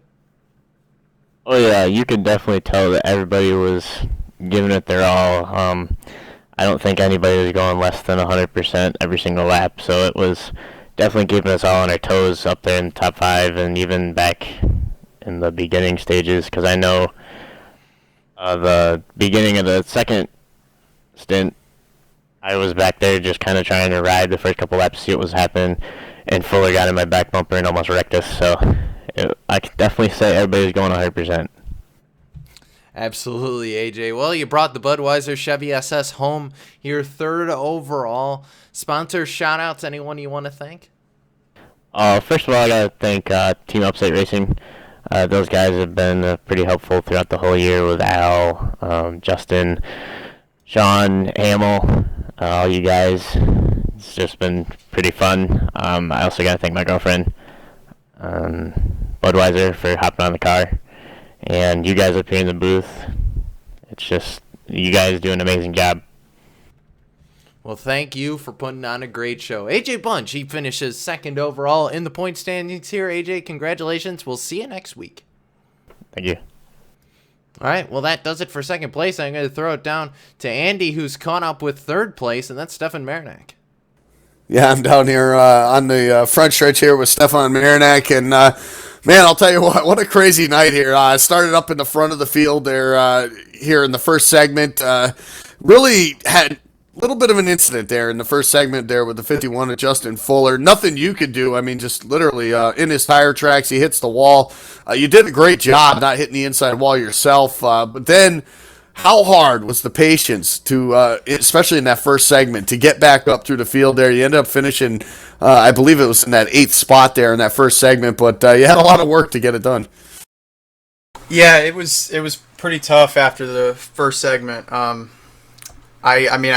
I tried to get back up through the field in the other two, but it wasn't enough. That kind of set the tone for the whole thing. But yeah, it was. I was in a rush to get back up to the front in the first segment, and I think it was Dan that I took 3 wide, and it was probably my fault, so I apologize to him. But they wrecked outside of me, and that caused a caution, and then another one came out, and I just didn't have enough time to get to the front. But It was a lot of fun coming through the field in all three of those segments.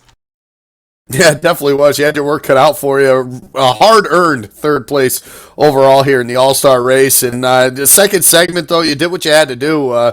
Started about mid-pack because of that first round finish, and then you were able to get out to the front. And once you did, obviously the fast race car showed. You were able to keep it up there, win that second segment, but then you had to work again. You had to start all the way from the back, get up to the front, and you were able to do that. You came home second here in the second segment, but when you know coming into it that you were I believe it was 4 points behind, and you were chasing at 24. And as those laps started winding down in that final segment, just knowing that just the battle you had with the 51 lap after lap, swapping paint, and you guys were beating each other's fenders off there. And it looked like you're having a lot of fun, but at the same time, you just kept seeing that 24 just drive away. Yeah, I actually wasn't sure whether Brandon was in it or not. I knew there was a 4-way tie, but I didn't know if Brandon was part of that. And I knew, but I remember before watching before racing the third segment that Justin Fuller was only 1 point behind me, so I had to keep him behind me just in case something happened. And it was hard racing. I was, trying to catch him, but then Justin would catch me, and it just then the caution came out, and just it was all pretty much for nothing. But it was wild. Well, if anyone, I was hoping for a one-lap shootout if anybody was asking, but I'll tell you what, that would have been awesome to see that one-lap shootout there at the end, but we unfortunately didn't get that in the final segment, but overall, you got to be pretty happy, I think, with the third-place finish, how hard you had to fight to get up through, and I talked to Brandon about about coming here at this racetrack. Pretty much the biggest track you guys see on the circuit over the course of the season. Lots of room, but it's one of those tracks. It's fast, but you got to be very patient too as well. Getting back onto that throttle, we saw a lot of guys have problems getting up into the wall, especially off of turn number 2, getting real tight, and just it's all about timing and being patient through the center of the corner. And how did you prepare, knowing coming to this track that obviously being the biggest one that you guys see over the course of the season? How was it trying to prepare for this race here tonight? Well, you're right. Patience was definitely key, because if you got on the throttle half a second too early, you'd go right up to the wall. And I tried to run the high line for most of the race, or for most of the first segment, and because I didn't practice much and I really didn't know what to expect. And I found out through running the track a little bit that if I entered low and kind of stayed down there, that the banking helped me turn, at least me personally. And that helped me kind of overcome the tightness of it, and I used that through all 3 segments once I found that out, and it was really easy to pass doing that. Yeah, it's definitely it makes it a little bit easier to pass when nobody else is running down there as well too. So typically the high line, the place to be here at New Hampshire, but you were able to get it done on that second groove there here at this racetrack. So a third place finish overall, got to be pretty happy. I know the chase is coming up for you guys. Wish you the best of luck in that as well too here, but obviously sponsors, shout outs, there's a lot of people behind the scenes to help you get it done. Yeah, first I want to thank my teammate CJ LeVere, and also my painting service, Mach 1 Racing Graphics. You can check us out on Facebook. And all the admins here at Upstate Racing League, you guys for doing the broadcast, and congrats to Brandon on winning it. Well, there you have it, our third place finisher here tonight, Stefan Marinak, the winner of segment number 2, though. Congratulations again, a good run here tonight. A lot of traffic to pass. You got the job done, came home in the third spot. Congratulations again. We wish you the best the rest of the way. Thanks, man. So there you have it, third place finisher here tonight, Stefan Marinak. And I'll tell you what, Cisco, maybe the biggest track, and you see a lot of drama, over the course of the season through these smaller racetracks, real tight quarters, and a lot of side-by-side battle. And we saw that here at the biggest track that these guys go to. It doesn't matter where you go. These guys really get it done each and every week. Doesn't matter where you go, and New Hampshire once again impresses in an all-star format. That's the second straight race we've had here on iRacing Live that's been an all-star format here in New Hampshire, and both races have been fantastic. So, hey, if any of you league owners are looking for a good place to run an all-star race, New Hampshire looks to be the place. But like you said, Andy, fantastic racing. Next week we head to, well, There's no other way to put this, so I'm just going to say it, Oxford Plains. It's a fun little racetrack up there in Maine, and it's just, I mean, it's literally, you're constantly turning that car to the left. There's no walls except if you're off the racetrack. So basically, you got to keep it down there. You got that curbing, and you get the big dirt mounds for the light poles. I mean, a lot can happen at that racetrack, but it's a lot of fun, and it's going to be a grueling race for those guys. And you know exactly what that can do. You know, getting into some of that dirt there gets out on the racetrack, makes that track even slicker than what it normally is. So very flat racetrack. It's probably nothing flatter than that Oxford Plains, and it should be a lot of fun to watch that next week as well too. So a lot going on with the Upstate Racing League. Their chase is coming up as well too. Make sure you tune in every Thursday night at 9:30 p.m. right here on iRacing Live and LSRTV. And I hope you enjoyed everything here tonight. I want to thank everybody involved, Lace Enterprises, MP Roy for everything that they do, Al Smith for everything he does for the league as well. I want to thank everybody behind the scenes with LSRTV, including everybody tonight. Well, it's me and Cisco. Cisco, a great job here tonight, pushing the buttons in the commentary as well. I'm Andy Kessler. For everybody involved, we hope you enjoy this, and look forward to seeing you next time right here.